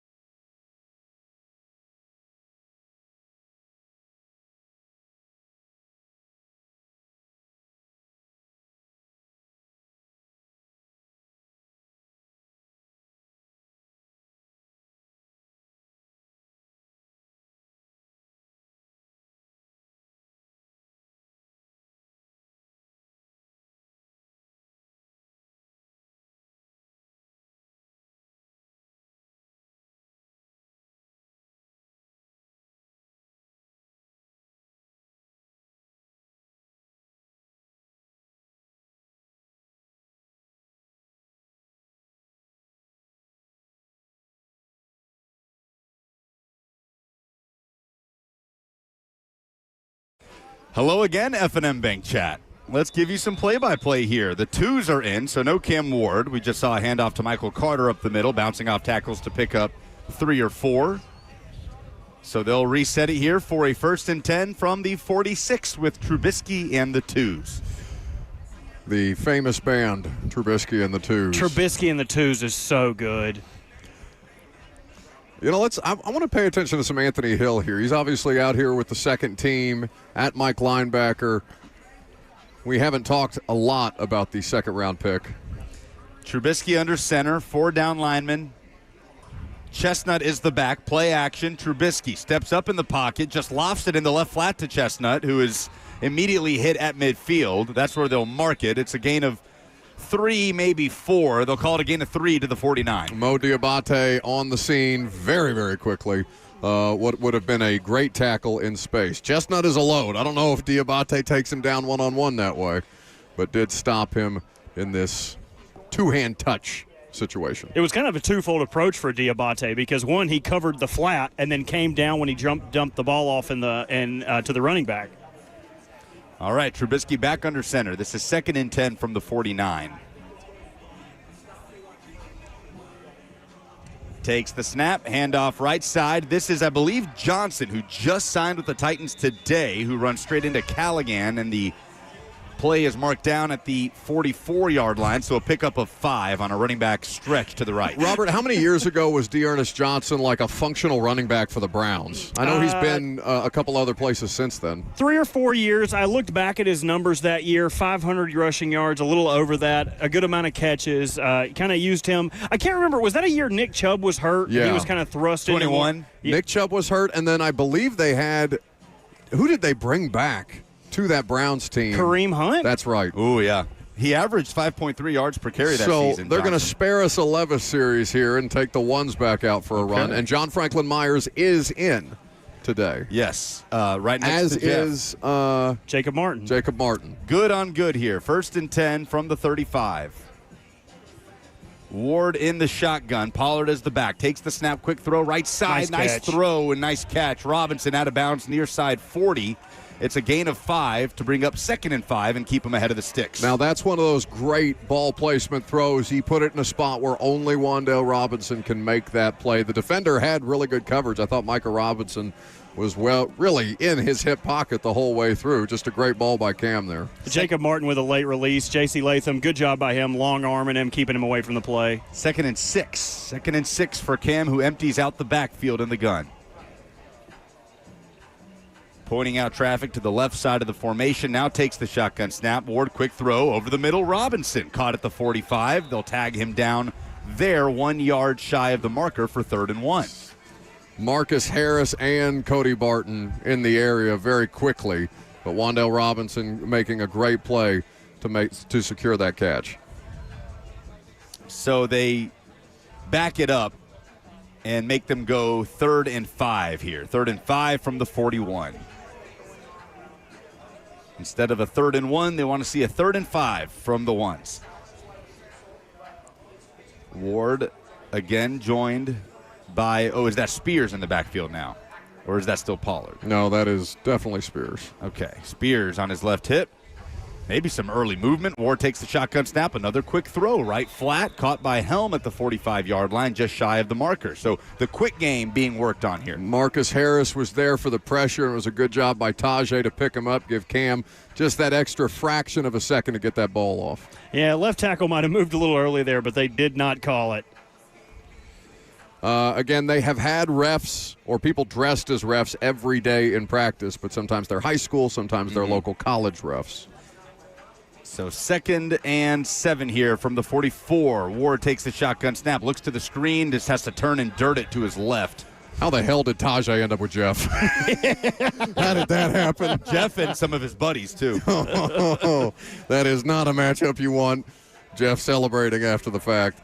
Tajay lucky to get away with his life. All right. Interesting personnel groupings on there. Don't want to go into too much of it, but it was not the usual cast of suspects you would expect with Cam and the first team on the field. Well, you're seeing a lot of mixing of the wide receivers, especially with Carnell out today. So they are adjusting. We have Mitch Trubisky on the field. All right, we can call this play, and then we'll be back on the radio. Trubisky in the gun, takes the snap on 1st and 10 from the 35, screens it left side, shaking off a man as Carter ducks under a tackle, runs out of bounds. He's had a great day.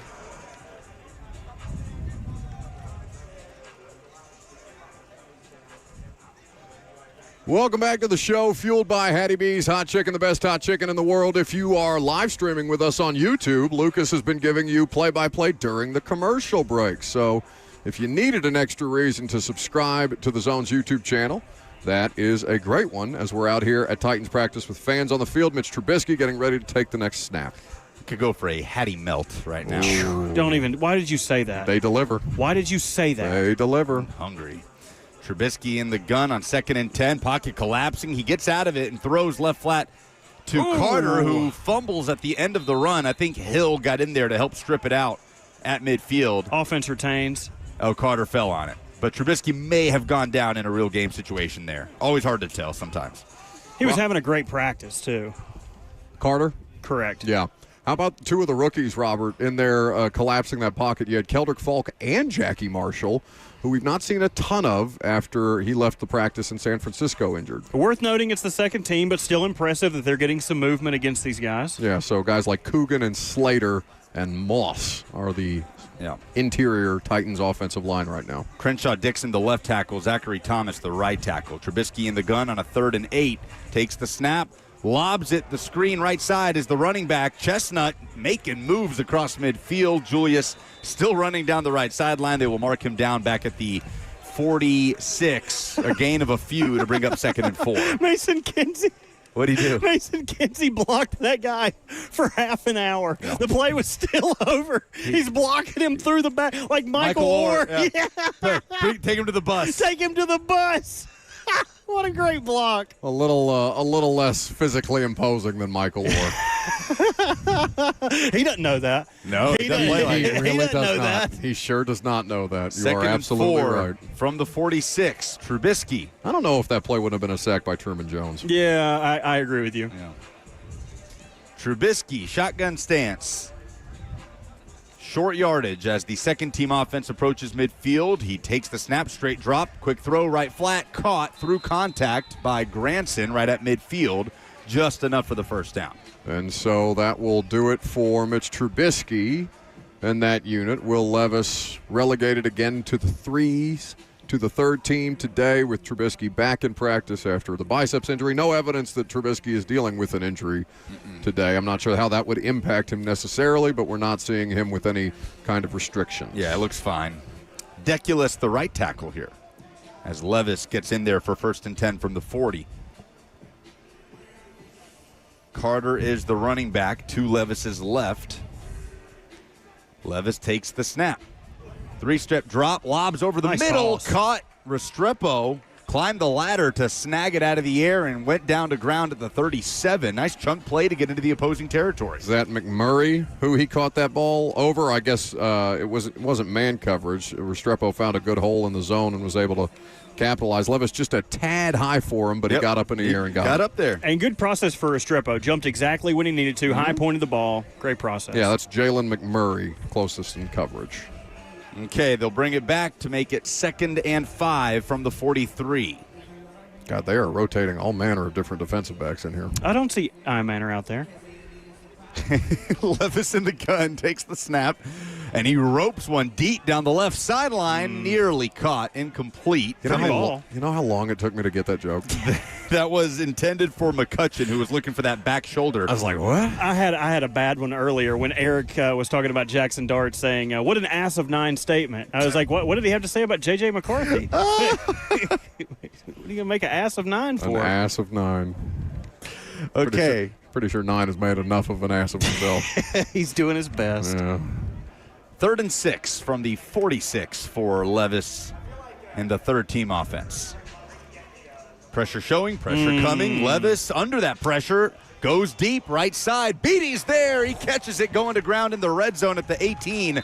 Right side of the field as the offense goes left to right. Nice throw by Levis under pressure. You want me to take some people off? Go for it.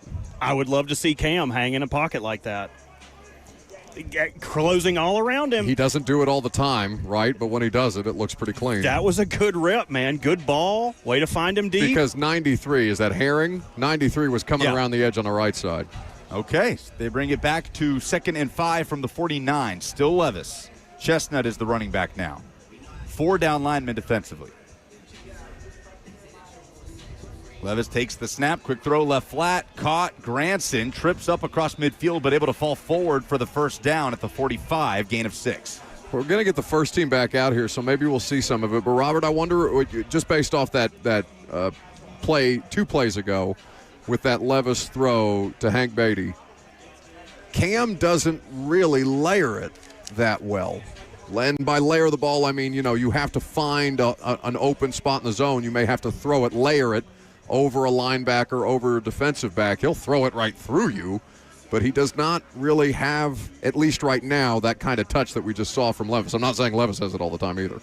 Here's 1st and 10 for Cam. The one's back in on the 40, and he wires one over the middle. It's Iomanner, and Iomanner just unable to hang on. It's incomplete. Probably should catch it. It is a fastball from Cam. Yeah, just how quickly they were asking him to get out of the ball. Cam just hit his back foot and threw it. Probably one that Iomanner needs to come down with that would have been a first down over the middle of the field. Yeah, I just wasn't ready for it, right? I mean, that came out of there so fast. Remember, no Cardinal Tate today at practice. Here is 2nd and 7 from the 44. We'll bunch it up. Ward flanked on both sides in the backfield. Bellinger's the tight end flanking Ward to the right as he takes the snap. The handoff is up the middle. Pollard, and he is stymied after gaining maybe 2. So that was a delayed handoff, but probably a little too delayed. Yeah, it didn't feel very drawish, No. right? It just felt like the process there was a little hampered. Something they probably need to continue to workshop there. It's just, inefficient movement, right? Yeah. That's something that we're going to talk about a lot. I'll tell you one thing, this offensive line has figured out how to block Jeff. Just put 3 people on him. 3rd and even 4. then, it's a bit of a toss-up. 3rd and 4 from the 48. Still Ward. Little Maybe early some motion. early movement. No. Defense flag. wanted it. Jeff's helmet is damn near on top of the ball. Cam takes the snap, looking right, throws that way. Caught Iomanner, toe tap out of bounds near side, right across midfield. Just good enough for the first down and a gain of 5. Yeah, Jeff got there. Yeah, he did. They're going to give him that gain of 5, but Jeff got there. Turns out 3 offensive linemen, not enough on that play. It's like, who the hell's blocking everybody else? Yeah. I mean, that really is, though, a test for somebody like Dan Moore, right? Well, Dan Moore's not out there right now, actually. It's Brandon Crenshaw Dixon. Yep. He is playing first-team left tackle as Cam and the ones go left to right. Ball spotted on the 50 for a 2nd and 2 here as he takes the snap. Gives Spears left side behind left guard. Got blown up. Winston Jr. came in and made first contact. Keldrick Falk there as well. Yeah, able to clean it up. And that will do it for the ones. Cam Ward, okay, taking his time getting off the field. Yeah, they're going to say 1st and 10 for Trubisky back on the field. So from the 45-yard line, the backup, Spears will stay on. But to my point earlier, Robert, talking about 3 guys blocking Jeff, I want to see Dan Moore in those situations because then you're asking Dan Moore to be one-on-one, and that's been kind of a struggle for him against Jermaine Johnson. It'll be a test for sure. Trubisky takes the shotgun snap on 1st and 10. Femi rushing on the right side of the pocket. Mitch stands in there, throws over the middle. Caught by Osborne on the run at the 35, right between the hash marks. A chunk play. Trubisky facing down the pressure from Femi and just ripped it right over the middle of the field. Femi with a really nice rush there. Bowled over 2 Titans offensive linemen. Looked like Coogan got there late to try and help on Femi, but just kind of overpowered both of them. Great snag by Osborne, though. Yeah, Femi might need to back up a little bit. Okay, 2nd and 10. Here is the ball spotted on the 48 with Trubisky. No receivers lined up to the left. It's trips to the right as he takes the shotgun snap, drops, throws deep right side, caught in stride, wide open and out of bounds at the 33 is, 86, Colin Granson. Really nice move there by Colin Granson at the top of the route to create that separation. Was it Anthony Hill there with him in coverage? He's jogging back from the play right now. Yeah, it did look like a linebacker on him because he got a lot of separation. We have a little bit of a visibility situation here with us on the closest sideline. So we will try and give you numbers as best we can. Keldrick Falk with a great rush there. Probably would have been a sack fumble. Definitely would have tapped his arm if it was a real game. 3rd and 6 from the 48, 2 yards shy of midfield. Coogan playing guard. Slater center. Yeah, Coogan at right guard. Early movement. Might have got him on the hard count. That's Jalen Holmes. Austin Deculus. Look, it wasn't me. He didn't do anything. It would be an offside, but they're just going to go ahead with the 3rd and 6. Trubisky takes the snap. Quick throw over the middle. Man. Johnson caught the ball and then was popped. He never had possession. It's incomplete, but he caught it and got smoked, and that ball came right out. That is Anthony Hill waiting in the wings and would have decapitated him in a live ball setting. What do the kids say, getting cracked? No. What? No. He got cracked. What are you talking about? No. Anthony Hill cracked him. No. That's what I saw. No. You saw it? Dearness Johnson, who just got here. HR. I seen it. Here's 2nd and 6 from the 49. Not a visual the audience Yeah, wants. get your mind out of the gutter. Come on.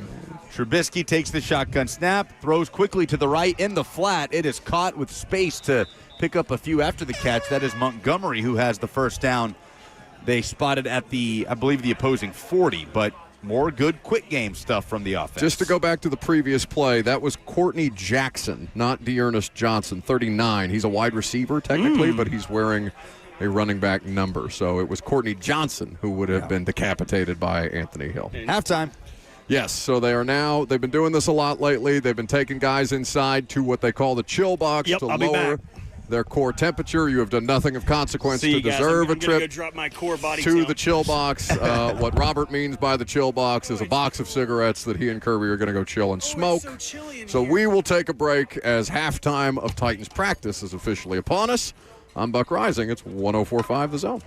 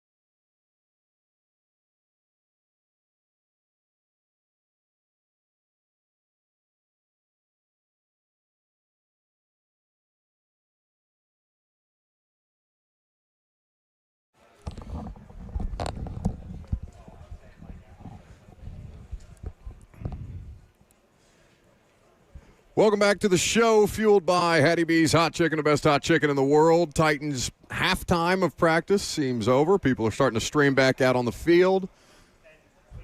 Not necessarily a necessary day to lower the core body temperature. I don't know. Maybe it's pretty pleasant up here on the SeatGeek Terrace. I know it's a little hotter on the field. Maybe somebody will ask Robert Saleh about it. I figure it's more of just a routine thing, right? You're going to do that in a game. You're going to go into the locker room and then they're going to put them in a chill box in the halftime. So it's going to probably be somewhat hot when they open the season against the Jets week 1. They seem to be moving special teams drills in front of us, so perhaps we'll get the opportunity to see some return action here. We haven't really talked much about the return game. I guess there's no real need to, right? Chimere Dike handling those duties again as an all-pro returner last year, but they do have some variety back there as far as options should Chimere Dike not be available for whatever reason. But I guess, there's really not been that much competition on the roster to talk about, right? It's kind of right guard, and right guard's over. Yeah. This is the starting offensive line now, right? Unless something happens. It feels that way. It feels like Carmona is... Like if Carmona goes out there and gets dog-walked against the Seahawks, are they going to yank him? I don't think so. No, like we said, there's a week and a half left in training camp. So, that's a handful of practices for any of that stuff to kind of his first practice with the ones was the practice before the Friday stadium scrimmage. So it's been the better part of 2 weeks now that he's been ostensibly the starting guard. Yeah, I think he's probably your starting right guard. So we'll see when the lights come on. A few early accuracy issues from camp today in the quick game. Yeah. Again, it's just a situation to monitor. That's really all we can do is describe that as a situation to monitor right now. And if you were a Titans fan, you're hoping that when bodies are flying around him, and I'm assuming Seattle's not going to play their ones. We'll see. Like, if you're the Titans, you're putting them back out there for 3 more series, right? He's got to play better. You can't have that Thursday performance like that. That does not earn you any benefit of the doubt, buddy. You got to get out there for 20 more snaps. Yeah, I think you want to see better from Cam when the lights are on in a stadium as opposed to a training camp field.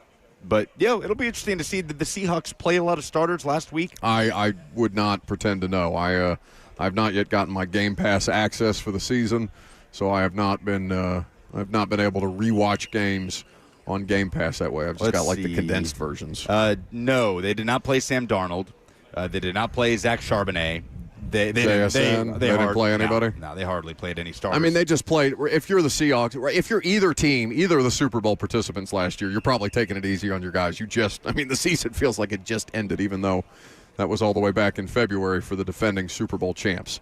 You want to put, Jadarian Price out there and get him some additional work. What's their backfield look like other than Charbonnet? Because Charbonnet can't be ready, right? Charbonnet's not available to practice yet. Is he?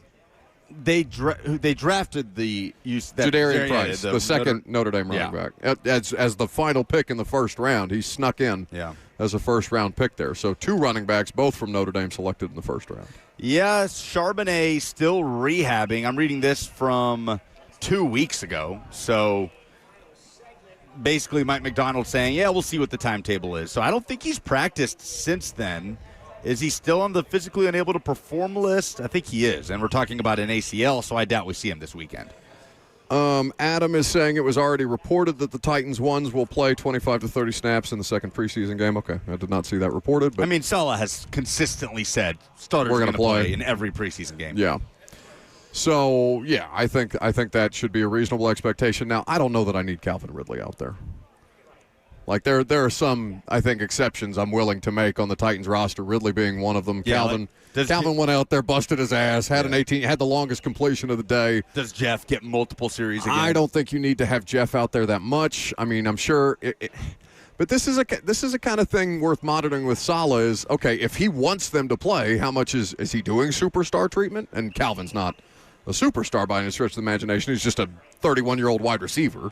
And so I think it's okay to have a different approach with that. But Saleh as kind of, what is his position going to be with players? Is it more authoritarian? Like, no, guys, I said we're playing out here in the preseason. That means everybody's playing out here in the preseason. Or does he start to, pick his spots here a little bit? Because I don't think do you need to see that much more of Jeff? What is the net benefit of Jeff in 2 more preseason games, other than you just dust some poor backup offensive lineman that's in there for Seattle? Yeah, but even the great players, I see it as a positive to get them back into game speed and build those calluses, as you often hear so many former NFL players say. But, yeah, I'm with you. I'm good on Jeff getting 1 series max. Curtis on YouTube, or you can interact with the show. You can also call us, 615-737-1045. How much in the preseason game number 2 do you need to see Cam Ward in the starting offense? 615-737-1045. We would welcome your feedback. It does sound like they're going to play as much, if not more, snaps as they did in Santa Clara this past Thursday. I disagree with Curtis, who says you don't need to risk starters in the preseason. I think to some extent, but Cam is not like Cam's got to get out there and play. You've got to see how he reacts with live bullets around him. The most notable part of the Cam Ward performance is how poorly he played when guys could actually hit him on Thursday night. So that's really the only sample size that you have to see if Cam can, rebound from that, get out there and battle, as opposed to Seahawks defenders pulling up or Jeff pulling up early before they can actually make a hit on the quarterback. Yeah, but at the same time, if the Seahawks don't play starters on Sunday, we want to see Cam under the lights and in the stadium and in a game setting and all these things. But assuming the Seahawks don't play starters Sunday, the real test on the field for Cam in terms of what he'll be facing will be Friday with that elite defense coming off of a Super Bowl.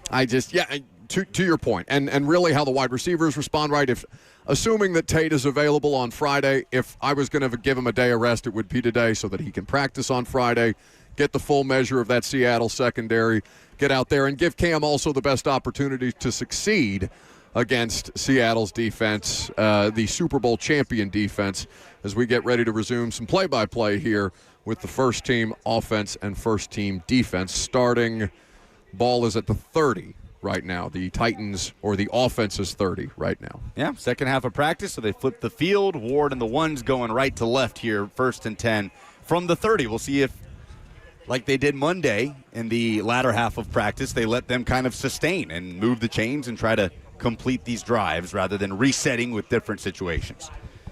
1st and 10, Ward in the gun, Spears the back, takes the snap, quick throw over the middle. Helm wasn't ready for it. It hit Helm between the numbers, but on the back of the jersey, not on the front, incomplete. Kevin Winston there very quickly to break up any attempt at a reception.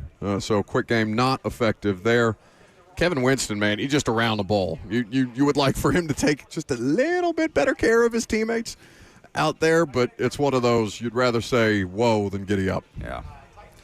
So 2nd and 10 after the incompletion. Ward's going to step up under center now with Schlotman while Spears is in the backfield. The give is to Spears. Right up the middle and maybe half a yard there. It's Kevin Winston again, who just rodeoed Chimere Dike, who attempted to block the screaming downfield safety and was not able to successfully do that, so they keep the ball at the 30. Behind the sticks here, 3rd and 9 from the 31.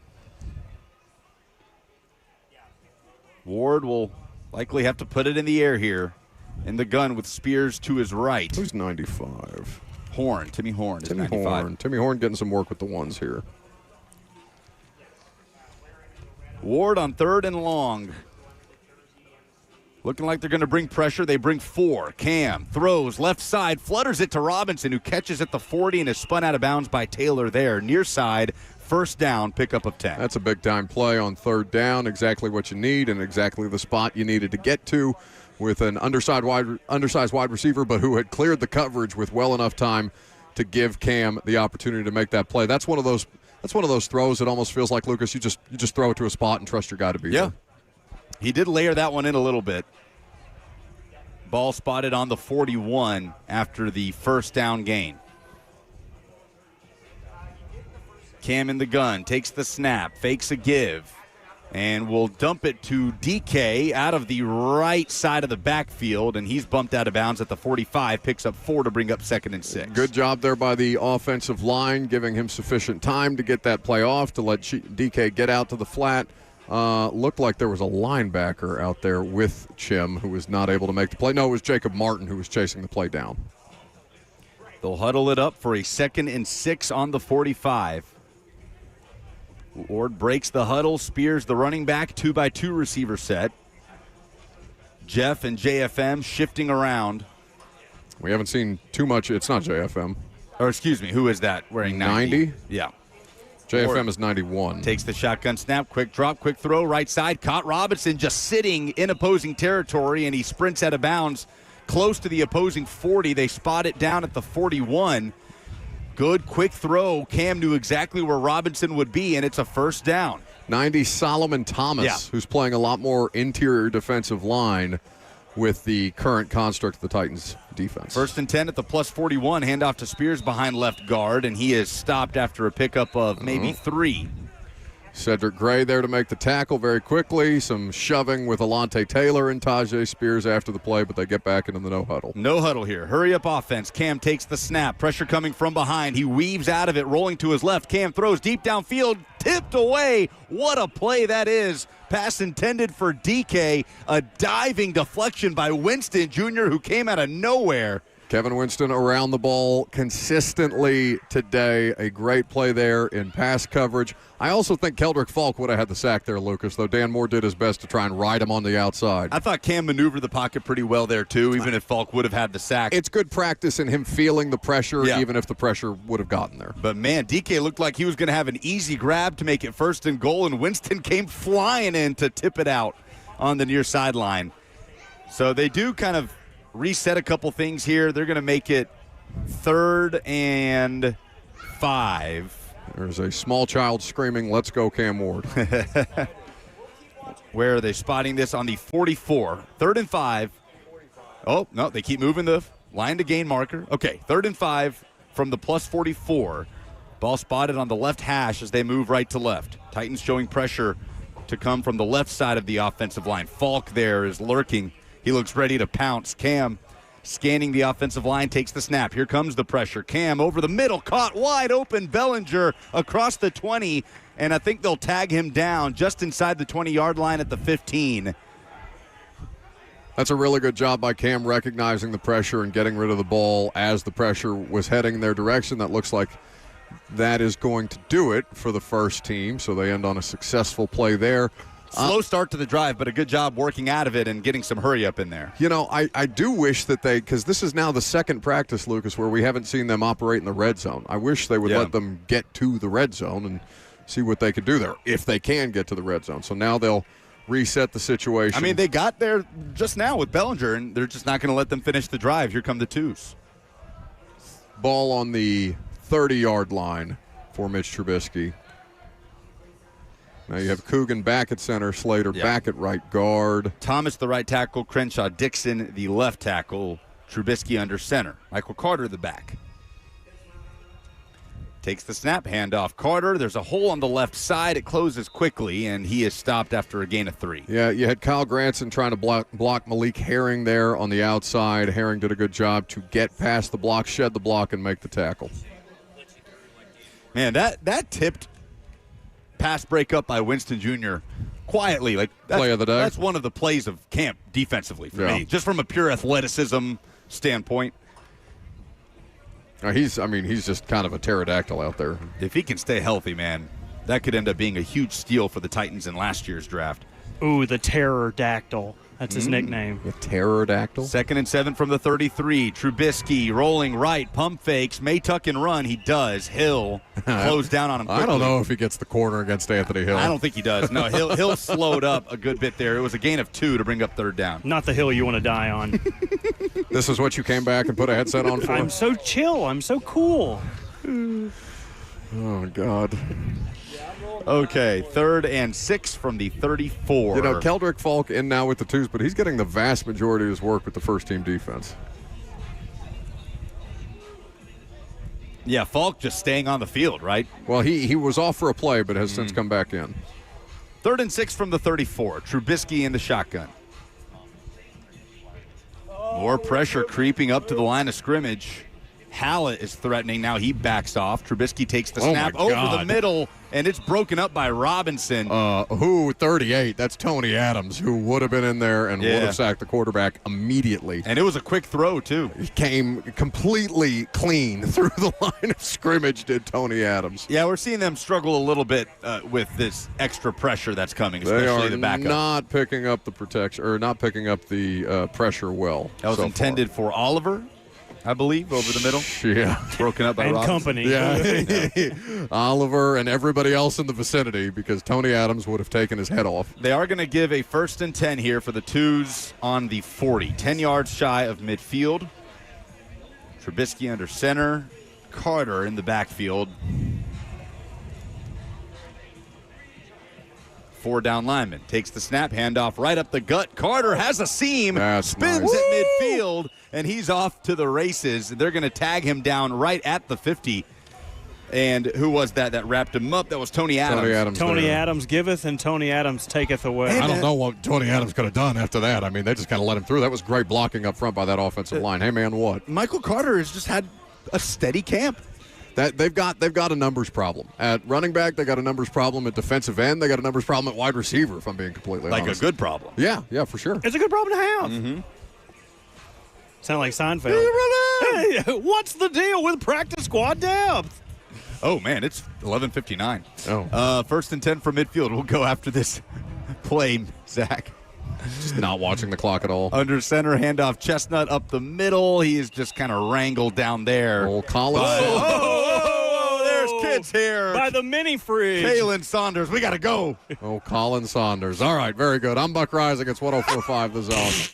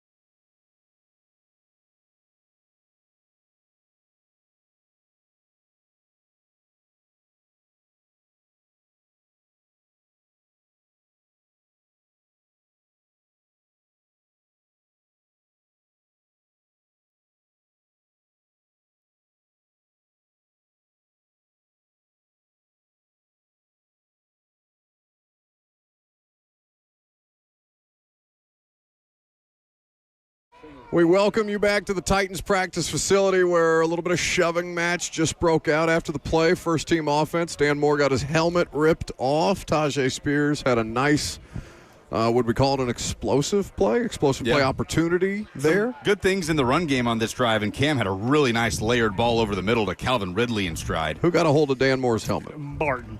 Okay, Cody Barton and Dan Moore. Well, that was at least who drew his ire with the push. Excellent. All right, here's a 2nd and 7 from the plus 43. Ward and the ones. Cam in the gun, takes the snap. Whoa. Quick play action, quick throw. Right side Robinson tries to spin away from a tackle but can't escape. Cordell Flott. Look at Cordell Flott with a play. TFL, loss of 2 or 3 on the play. How about that? When we talk to him, we need to play Flott or flop.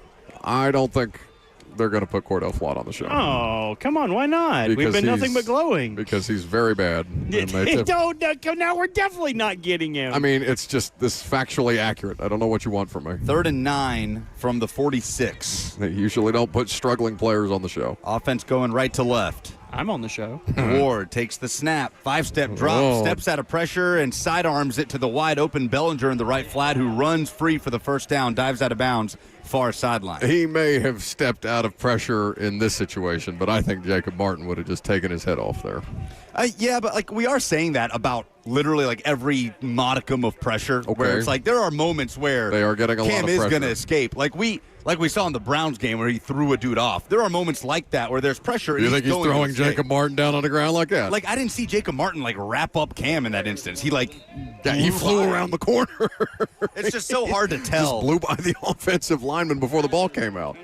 I don't think it's that hard to tell on that one. No, it's really hard to tell like what would be a sack and what wouldn't in these situations. Well, I mean, Cody Barton Every time lost one in the Jeff- preseason. That we would have been like that. If we saw that out here, we go, oh, Cody Barton would have killed him. That's fair.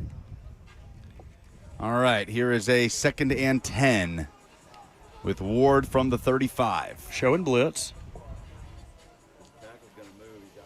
Ward. It's an interesting front. And an emptied out backfield. Here comes the blitz. Cam standing in, throws over the middle, and nobody's really there. Ridley was in the neighborhood, but Cam threw it about 5 yards shy. And that's another one of those plays where Cedric Gray was coming off the edge, and Gray did get there before the ball came out. Should we just say that? The defender is getting there before the ball comes out. He would have killed him. I think is the fair thing to say. Would you like to get on my shoulders? You have a better vantage point.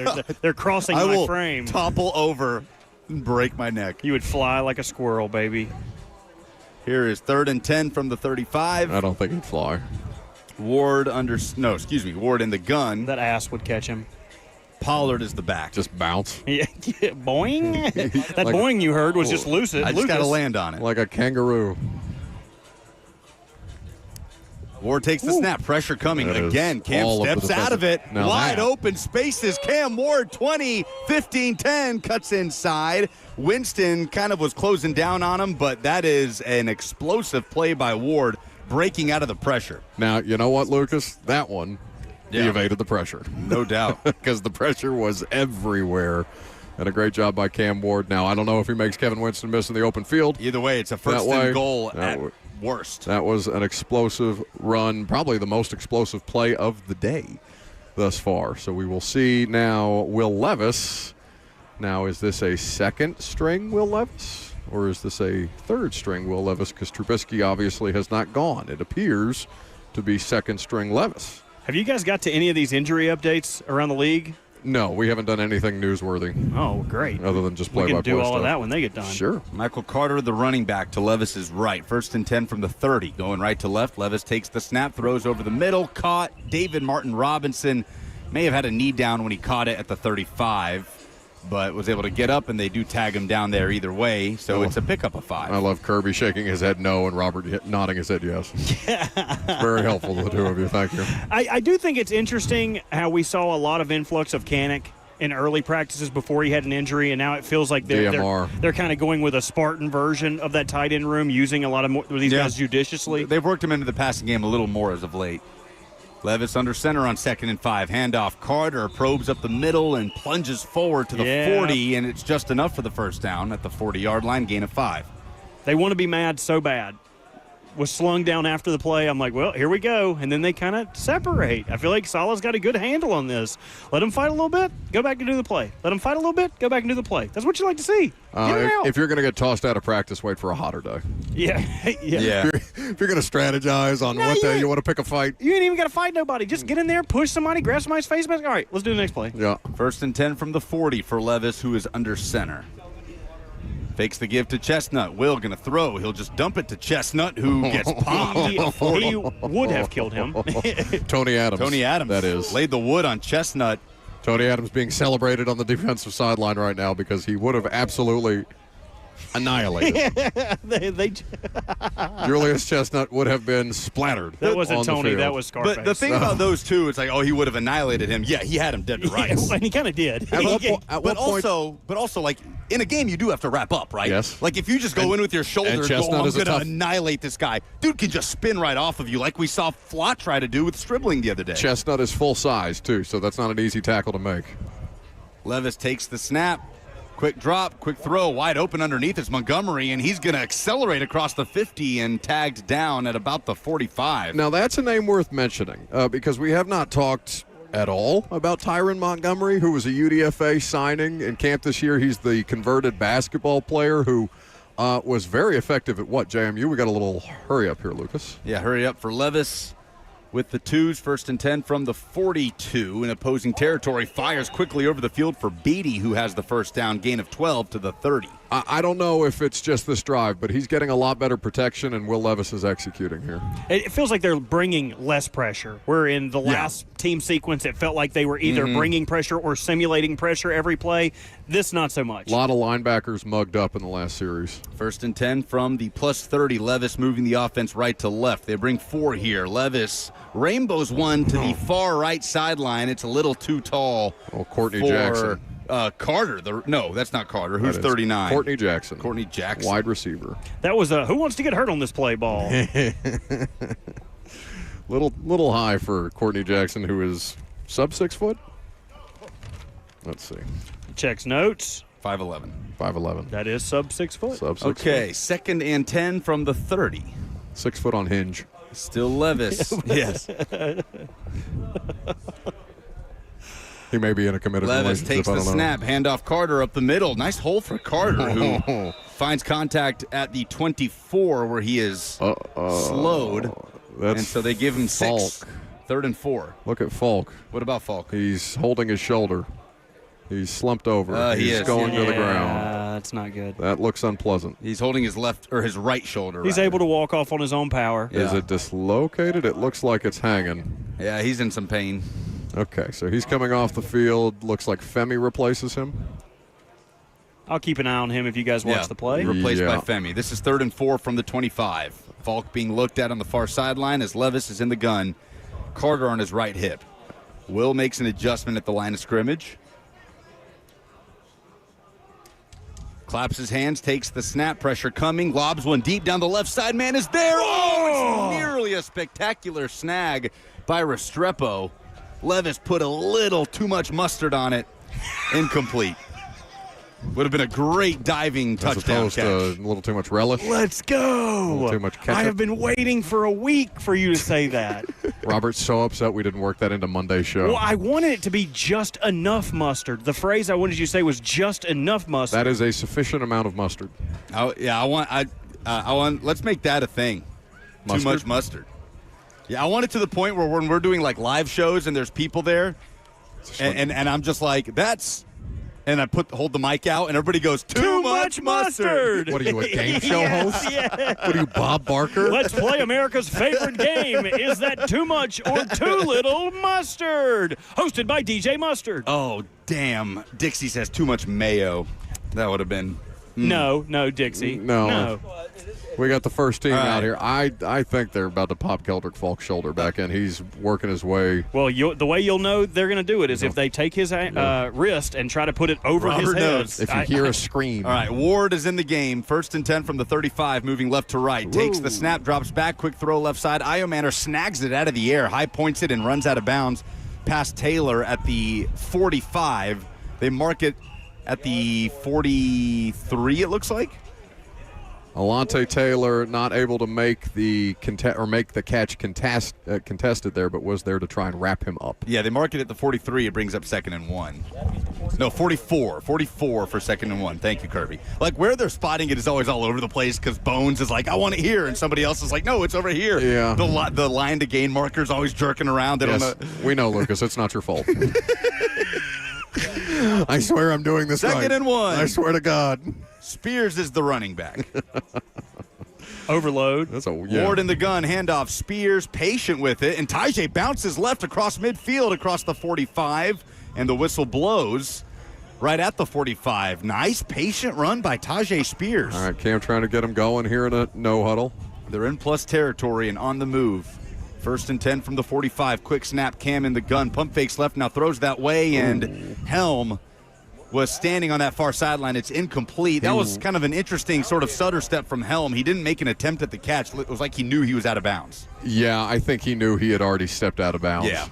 And Falk's helmet has been taken away from him. It looks like he's going to go into the building with the athletic trainer. They were doing some work with him as far as can he grip? Can he press with his hand? And he was able to bend his elbow too, which is a good sign. Could potentially. I'm not gonna. We won't speculate on the injury, but it's definitely a right arm situation. 2nd and 10 from the 45. Cam making an adjustment to his receivers to the right. Pollard is the running back now on the left of Cam Ward. He takes the snap.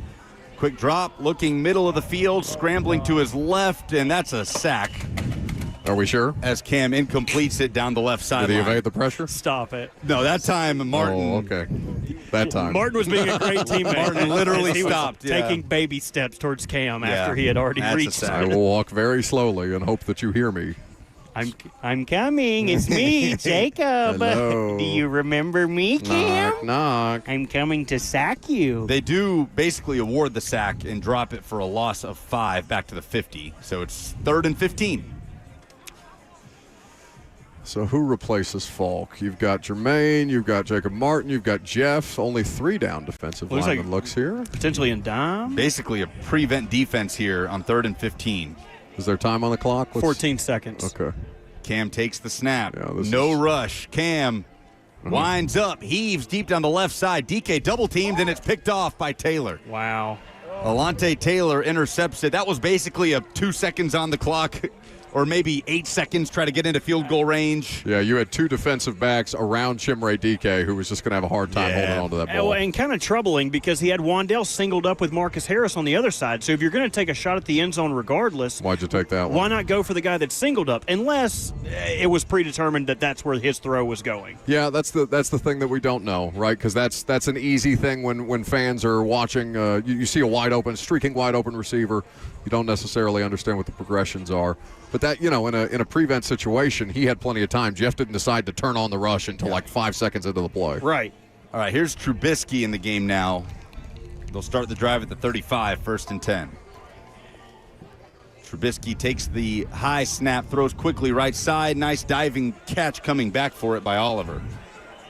We can take a break. Oh, and they're saying no. They're saying no. The ball hit the ground. Okay, incomplete. Yeah, we can take a break. Okay, let's take a break here, and then we may come back at the end of practice. We may have Robert Sala. We may still be doing play-by-play. We'll see how it goes. I'm Buck Rising. It's 104.5 The Zone.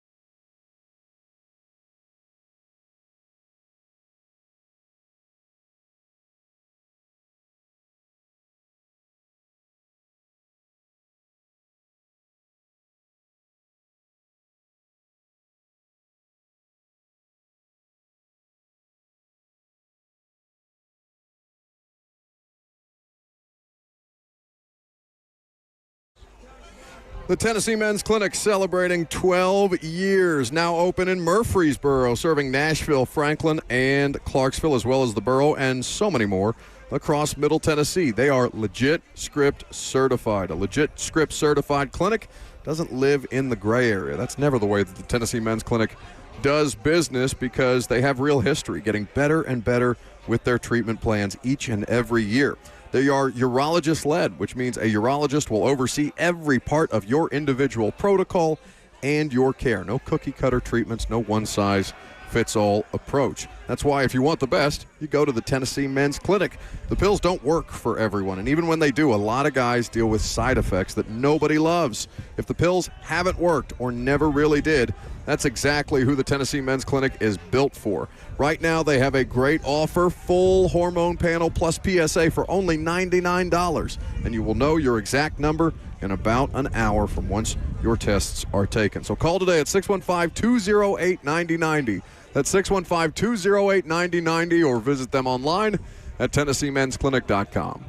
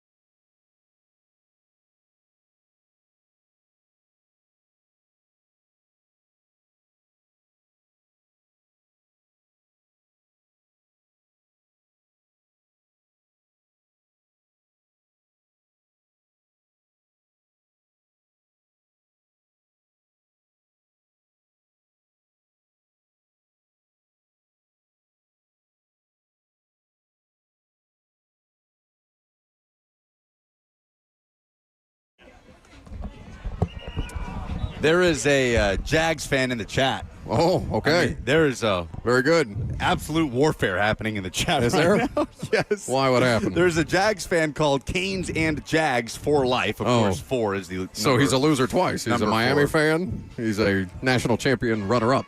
And that's the worst thing that's ever happened in sports, as far as I'm concerned. Indiana winning. This dude just Me and Heather Dinich were champions. came out here just searching Titan streams, just to get in here and start commenting broom emojis. Make sure I you respect like the that. show. Yes, leave a like the thumbs show while up. you're at it. Leave a Hey, you thumbs can up. pop in here anytime you want, man. Well, you know what? He's right. I mean, they have gotten their ass whipped by the Jags the last 2 years. Have they won a game against the Jags Well, the last 2 that's years? all fixing to change. You guys see who they added today? Who? Daniel Falele. The Jags? Is he your Ravens version of Andre Dillard or Dennis He is my Daly? Ravens version of James Prochet. I will hate him A for the war rest criminal. of my life. Yes. A war criminal. So if he's starting with the other Ravens, Patrick McCary being out sidelined a little bit with back surgery, then that Jags offensive line is going to be a dookie. Might as well have Dookie Deculus. Oh, well, he's still out here. So Maybe they'll give him us, or him to us to interview. I don't want to talk to Austin Deculus. Why not? There's no reason. There's just absolutely no reason. Could have asked him some things. No, that's okay. Practice is over. Yes, practice is over. So what would we say was the highlight of the day? Probably that Cam Ward run or that Kevin Winston play? The throw over the middle to Ridley was a really nice play as well, or the Winston play was awesome. Awesome. And also worth noting, was this Will Levis's best day of practice? Yes. Yeah, he was solid. Yeah. That turnover didn't count. He should have never got close to his hand. Should have never got close to his throwing arm in practice. I'm not a Will Levis defender, but you just don't get near the quarterback's throwing arm. He would have got out of the pressure anyway. Yeah, he wouldn't Famously. have got him. Yeah, no sacks. So hard to tell. Would have teleported. So we will potentially have Pete today, though practice did run about 13 minutes late. So we will see whether he has. Now, I don't see David Bakhtiari out here to coach him up. Do you want to hear some of the comments from this Jags fan? Sure. You guys wish you had T-Law way better than your noodle arm quarterback. Aren't you a Miami fan? Wait. Now you're just hating on Cam Ward. That's so his Jags allegiance is stronger than his Canes allegiance. Yeah, That's kind of crazy. You're not a Canes fan? Who has ever found somebody who is a stronger Jags fan than a Miami fan? Well, it's Jags and Canes for life. Well, it says Canes and Jags for life. Oh, well, he's got it a little. I have no excuses for you, buddy. I mean, yeah, I would like to have Trevor Lawrence. Yes, I would way rather have Trevor Lawrence. Absolutely. I don't think that's some loud opinion. Yeah, because we know what Trevor Lawrence is, Sure. right? I mean, yes, I would take the known commodity ascending player. We still don't know with what the Cam higher Ward level is. traits. Yeah, but I mean, there's no. It's Cam and Lawrence's ceiling. It's not comparable. Yeah, Lawrence, I mean, ceiling-wise, always had Yes, that. I would rather have the more talented, more accomplished, more established player. Yes, that is a screaming hot take from some guy in the chat. What other commentary would you like to read? He says Cam Ward is no longer a Cane. He's no longer one of us. He joined the Titans. He's not a Cane anymore. Yes, the long-standing feud between Titans and the Miami Hurricanes. Once you're a Titan, you don't get to claim Miami Well, anymore. did you see that they're basically treating Carnell Tate's time on the Titans as an injury? There's Who's they? A tweet from one of those sleeper accounts. What is sleeper? Nothing. Okay. Everyone should block those accounts. They're generally useless. Sleeper is a fantasy football platform. Like, why do people follow them for news and information about teams? They know nothing. They are a fantasy football platform. You know, some fantasy accounts are informative, like fantasy analysts, because they do study the numbers. They at least give you some level of information as opposed to these aggregated accounts. Sure, but why would there need to be a team-specific fantasy football account? Just to pump more propaganda. Exactly. Yeah. So this account tweeted yesterday, Carnell Tate is on the Titans. Jordan Tyson is out for 2 months. Mekhi Lemon hasn't practiced at all. Come on down, Deshaun Stribling. Oh. So Carnell Tate's injury is simply that he plays for the Titans. That felt gratuitous to me. Should we take a break? No. No. I'm hungry, though. Do you guys want to talk about some of the injuries around the league? Did Yes, you see we can do that the here. Houston Texans wide receiver? Yeah, Jaden Higgins. Out for the year, torn ACL. Oh, really? So they are perilously thin because he was expected to be their wide receiver too. The other wide receivers include Tank Dell, who has been broken and put back together by pieces and parts they found at a junkyard. How many times can they put him back together, do we think, before he ceases to be a functioning NFL player? How long do they have the technology? Are they able to make him the at this point, the $24 million man? Theoretically. And also Tyler Biotish. We found out he was hurt at joint camp between the Chargers and the 49ers. He was formerly the Commanders, signed this offseason, was expected to be the Chargers starting center. He is out for the year. So the substation got him. The offensive line woes for the Chargers continue. They just can't. They can't catch a break. I mean, I hope for his sake it's not a season-ending injury. But, I mean, the Chargers' offensive line situation just perpetually in flux. It's just another excuse for Justin Herbert, which I'm so tired of. And it's a fair one because what's he going to do? I mean, his starting center because they had joint camp with the 49ers at the 49ers, right? I think it was at the 49ers. I never confirmed that. So we will, I mean, we will talk a lot about Justin Herbert, obviously, this season. They are expected to be one of the top teams in the AFC, and if there's any reason to, I don't know. I mean, if Mike McDaniel can make it work with Aaron Brewer, is that more Aaron Brewer than it is Mike McDaniel? I don't want to shade Aaron Brewer, who's absolutely earned. Maybe a pinch of both. Yeah. I think Mike McDaniel can probably make do. Anything else of note? A Bengals DB has stepped away from the team to film a movie. What? Did you not see this? No. He played. Are you making things up? No. Sure? This definitely sounds like something that I would make up. GT situation. I actually don't remember this DB's name. I don't think he's a draft pick. I think he's a UDFA, but he's been acting since 2014. Most recently, and maybe his most famous role, he played LeBron's son in Space Jam 2. What are you pointing at? The camera. I was going to say, do we want to move that in advance of not getting Peter? Sure. I don't see him. I can do that, yeah. They're over here doing some kind of social media thing that everybody in the world's over there for. Oh, that's unfortunate. They do those things all the time after practice. No, that's like somebody's doing a speech or something. No, I think it's an ice bucket challenge. I think they all have small ice buckets. Okay. Oh, are they really? That's good. Oh, that's good. Well done. Anything else? Anything else anybody wants to talk about? No, I think we should take a break. Yeah. I was fighting it, but yes, go ahead. I'm Buck Isaac. It's 104.5 The Zone.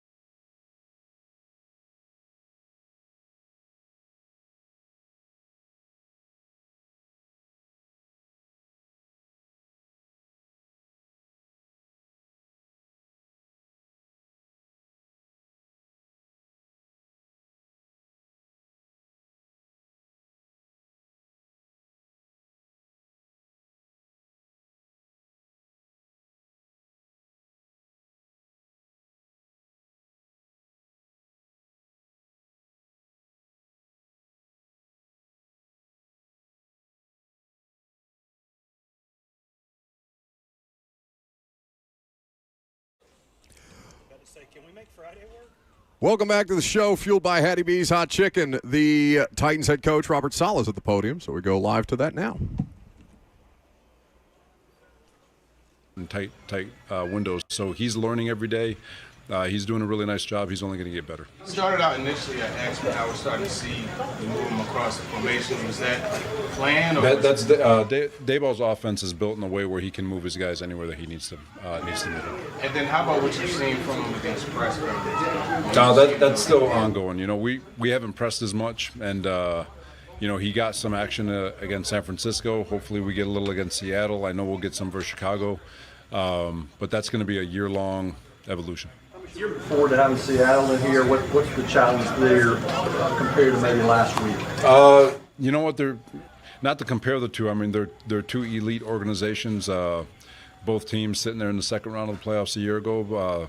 We were playing for the 1 seed in the very last week of the season. So another great football team, another great organization. A lot of great players in all three phases in that on that Seattle roster, and I'm sure they're excited to get out and stop playing one another. I mean, they had to get to camp a week early, and they haven't seen anybody except for themselves, and so I'm sure they're looking forward to it as much as we are. What would you like to see from your guys in this one that you maybe didn't see last week? What's the message that you like to see? You know what? The message last time was just to try to establish the identity of violence, and I know that it may not seem like it from the sideline until you get to the tape, but I do feel like both offensive and defensive lines really handled the line of scrimmage all week last week, especially in the run game, and the expectation is that we continue to try to establish our identity and who we're going to be. Were the secondary struggles connected at all to the pass rush last week, and what do you want to see particularly from the secondary? We've got to get from a secondary standpoint, everything's just got to get tighter. You know, a lot of the issues last week were in one-on-one situations, and that's what we're trying to evaluate. Sure, we can play zone and we can keep underneath help and all that stuff, but at the end of the day, to win in this league, and we had a good talk about it today, you've got to win in man coverage. You've got to win at the line of scrimmage and one-on-one. So it's all one-on-one, 3rd and 4, got to have it. And that's the mentality that you've got to have at all times. And so for us, it's about getting tighter in our coverage, cleaning up our press techniques, cleaning up our off techniques, and understanding what each technique is being asked out of the guys. Place for Flott, at least, where he was close and didn't get it. Yeah, but is that a different kind of problem than no, a better problem? No, it's for him and really for in the game last week. Just speaking for Flott, everything started at the line of scrimmage when you really go back and look at it. And I know there was a couple plays where there was off coverage and there's awareness. You're not game planning, but when you're at the line of scrimmage. A lot of the issues that happen downfield actually end or start at the line, and that's where he's got to improve. You want people generally, like, what's the general rule about? When you're up there and press, so that's part of the game, right? Like, if you're saying in a perfect world you want to end a guy at the line of scrimmage, that rarely ever happens. You know, so you're trying to create disruption at the line of scrimmage to mess with the timing of the quarterback just enough to give your D-line a chance to get home. But at the same time, you're trying to be disciplined to make sure that you're not giving up a goal ball. So there's a lot being asked out of the corner at the line of scrimmage, but the last thing you want to do is give free access release where you're in chase mode, which is what ended up happening to him on the one rep on the goal ball to Stribling. As this has played out, how much have you found yourself being involved in the offense more than you thought, less than you thought, having someone like So that was Robert Saleh at the podium, and now Pete Skoronsky is up here on the SeatGeek Terrace with us, fresh off a ALS Ice Bucket Challenge. How's morale? Morale's pretty good. That ice bucket made me feel pretty good after a hot long day at practice. So yeah, that was a good refresher. Yeah. Well, they're sending you guys into the chill box at halftime. You got a halftime at practice now. Is that having the desired effect? I think so. Yeah. I think it breaks up. I think these practices have been as hard as I've been a part of. So the chill box is a welcome break in between, especially Saturday and Monday. It was really, really hot. Yeah. So it was like everyone got in there, as many people as we can get in there. But today not so bad. But yeah, it's a nice little addition. At what point do you get tired of people asking you questions about your bank account? It's kind of gone down a little bit. So I feel like it's probably going to last for a while, but it's a good first world problem to have. Well, so. congratulations, buddy. Thank you. Thank you. That's well deserved, and obviously everybody around here is happy to see you Appreciate it. Cash in that way. So you mentioned that these practices are as hard of NFL practices you've been a part of. What specifically from your standpoint, other than Jeff? Yeah, well, I mean that's obviously probably one of the hardest things in the league right now to block. Yeah, I think just the volume of plays. I mean, it almost feels like a game in terms of how much plays we're getting in. It's a lot of reps. It's a lot of physicality. This front is really tough to go against, not just Jeff, but all four guys. I mean, all four guys that are in and the whole unit really, but really challenges the group and challenges you technically. And then it's just the volume. The heat too, of course, doesn't help. But yeah, we're just out here grinding, get a lot of plays in. It's more volume than I've had, so I think that's the biggest factor. I think it's been very tough, but really good work for us, I think, for sure. Peter Skoronski hanging out here after practice, joint camp practice coming up with the Seahawks on Friday. How are you feeling about the progression of this offensive line so far? You've got a rookie getting a lot of run with the ones right now in Fernando Carmona, but otherwise there's a good bit of continuity there. Obviously, Schlotman new to the center position, but how do you feel at this stage of training camp in terms of where you guys are versus where you would hope to be on August 19th? Yeah, I mean, I think, it's always a process for sure. No one's a finished product right now. No one on the team's a finished product right now, so everyone's working hard. Really proud of just the mentality that everyone in our group has taken. Everyone's taking advantage of every opportunity they get. Everyone's playing really physical, getting after it, playing with really high effort.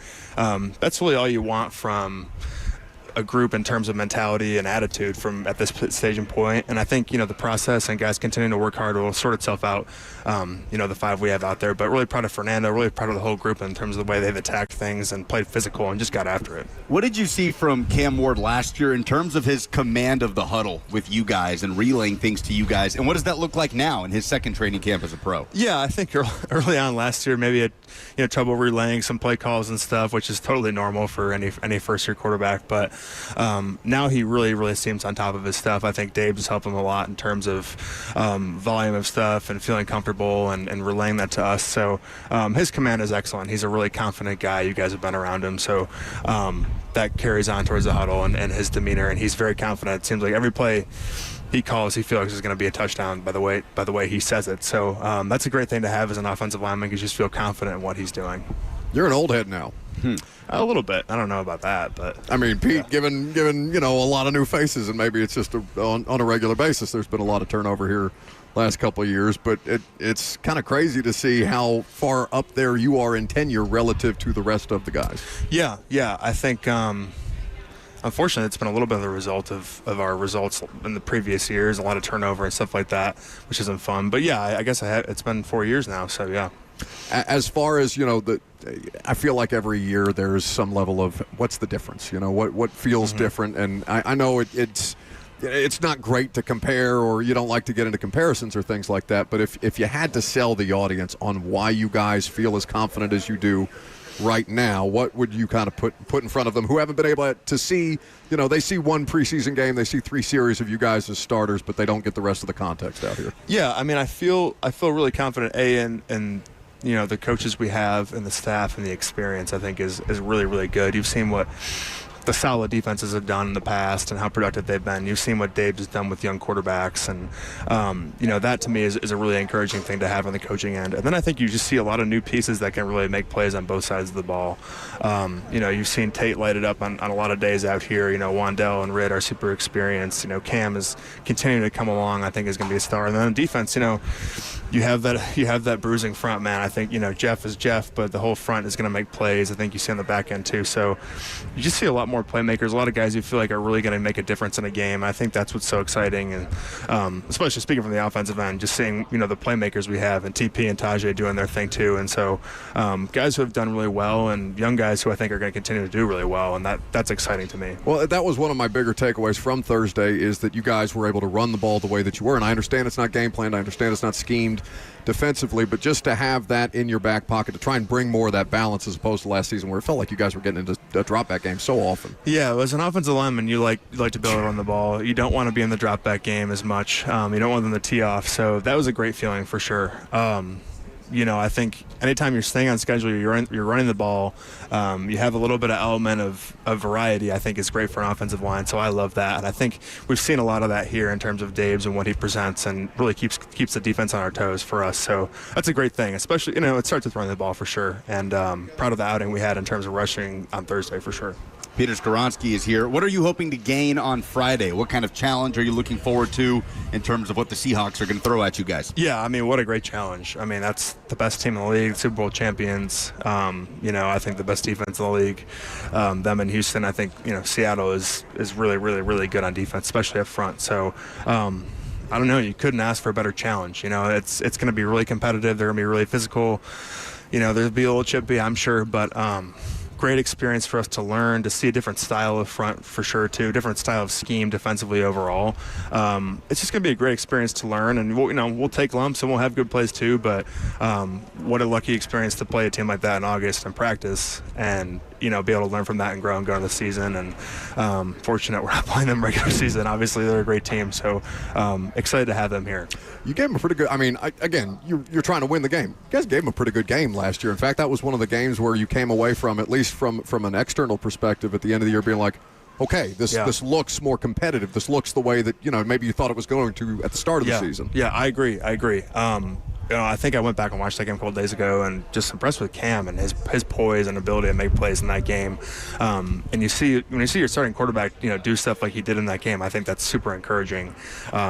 Going forward to see him doing against the best defense in the league, and we saw what he did in the playoffs and the Super Bowl too. So, for sure, I think that's a confidence booster, and I'm sure they'll have some new stuff for us. So it'll be a challenge, but we look forward to it. How do you keep your cool? Because you mentioned dust-ups or pushing and shoving and things like that during training camp. I feel like I never see you in the middle of these kind of things. Yeah. I feel like nothing really bothers you. No, what would it take? Yeah, I don't know. I won't answer that, but I will say most of the time something truly heinous.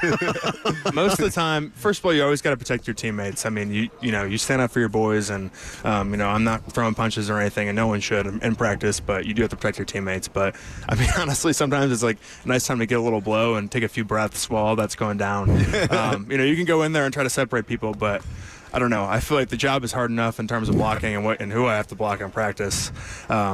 There's no time to fight, in my opinion. It's just, all right, next play, let's go on.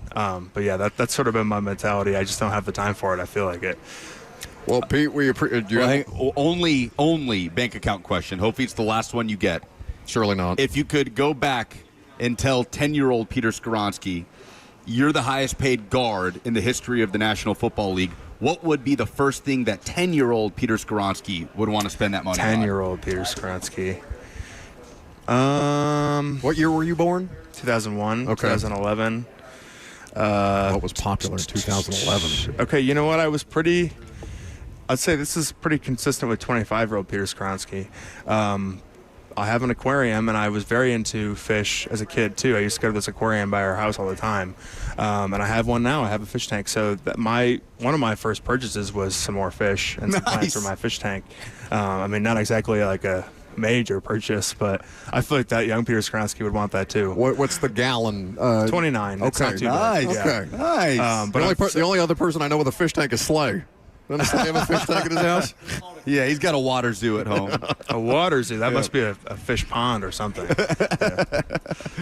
thanks for doing awesome. this. Of course, guys. My pleasure. Appreciate it. That's Peter Skoronski hanging out here with us. We're going to send him on his way so he can get showered up and get on with the rest of his day here at the Titans practice facility. We are about wrapped up here, but we will take last call for phone calls if you got them. 615-737-1045.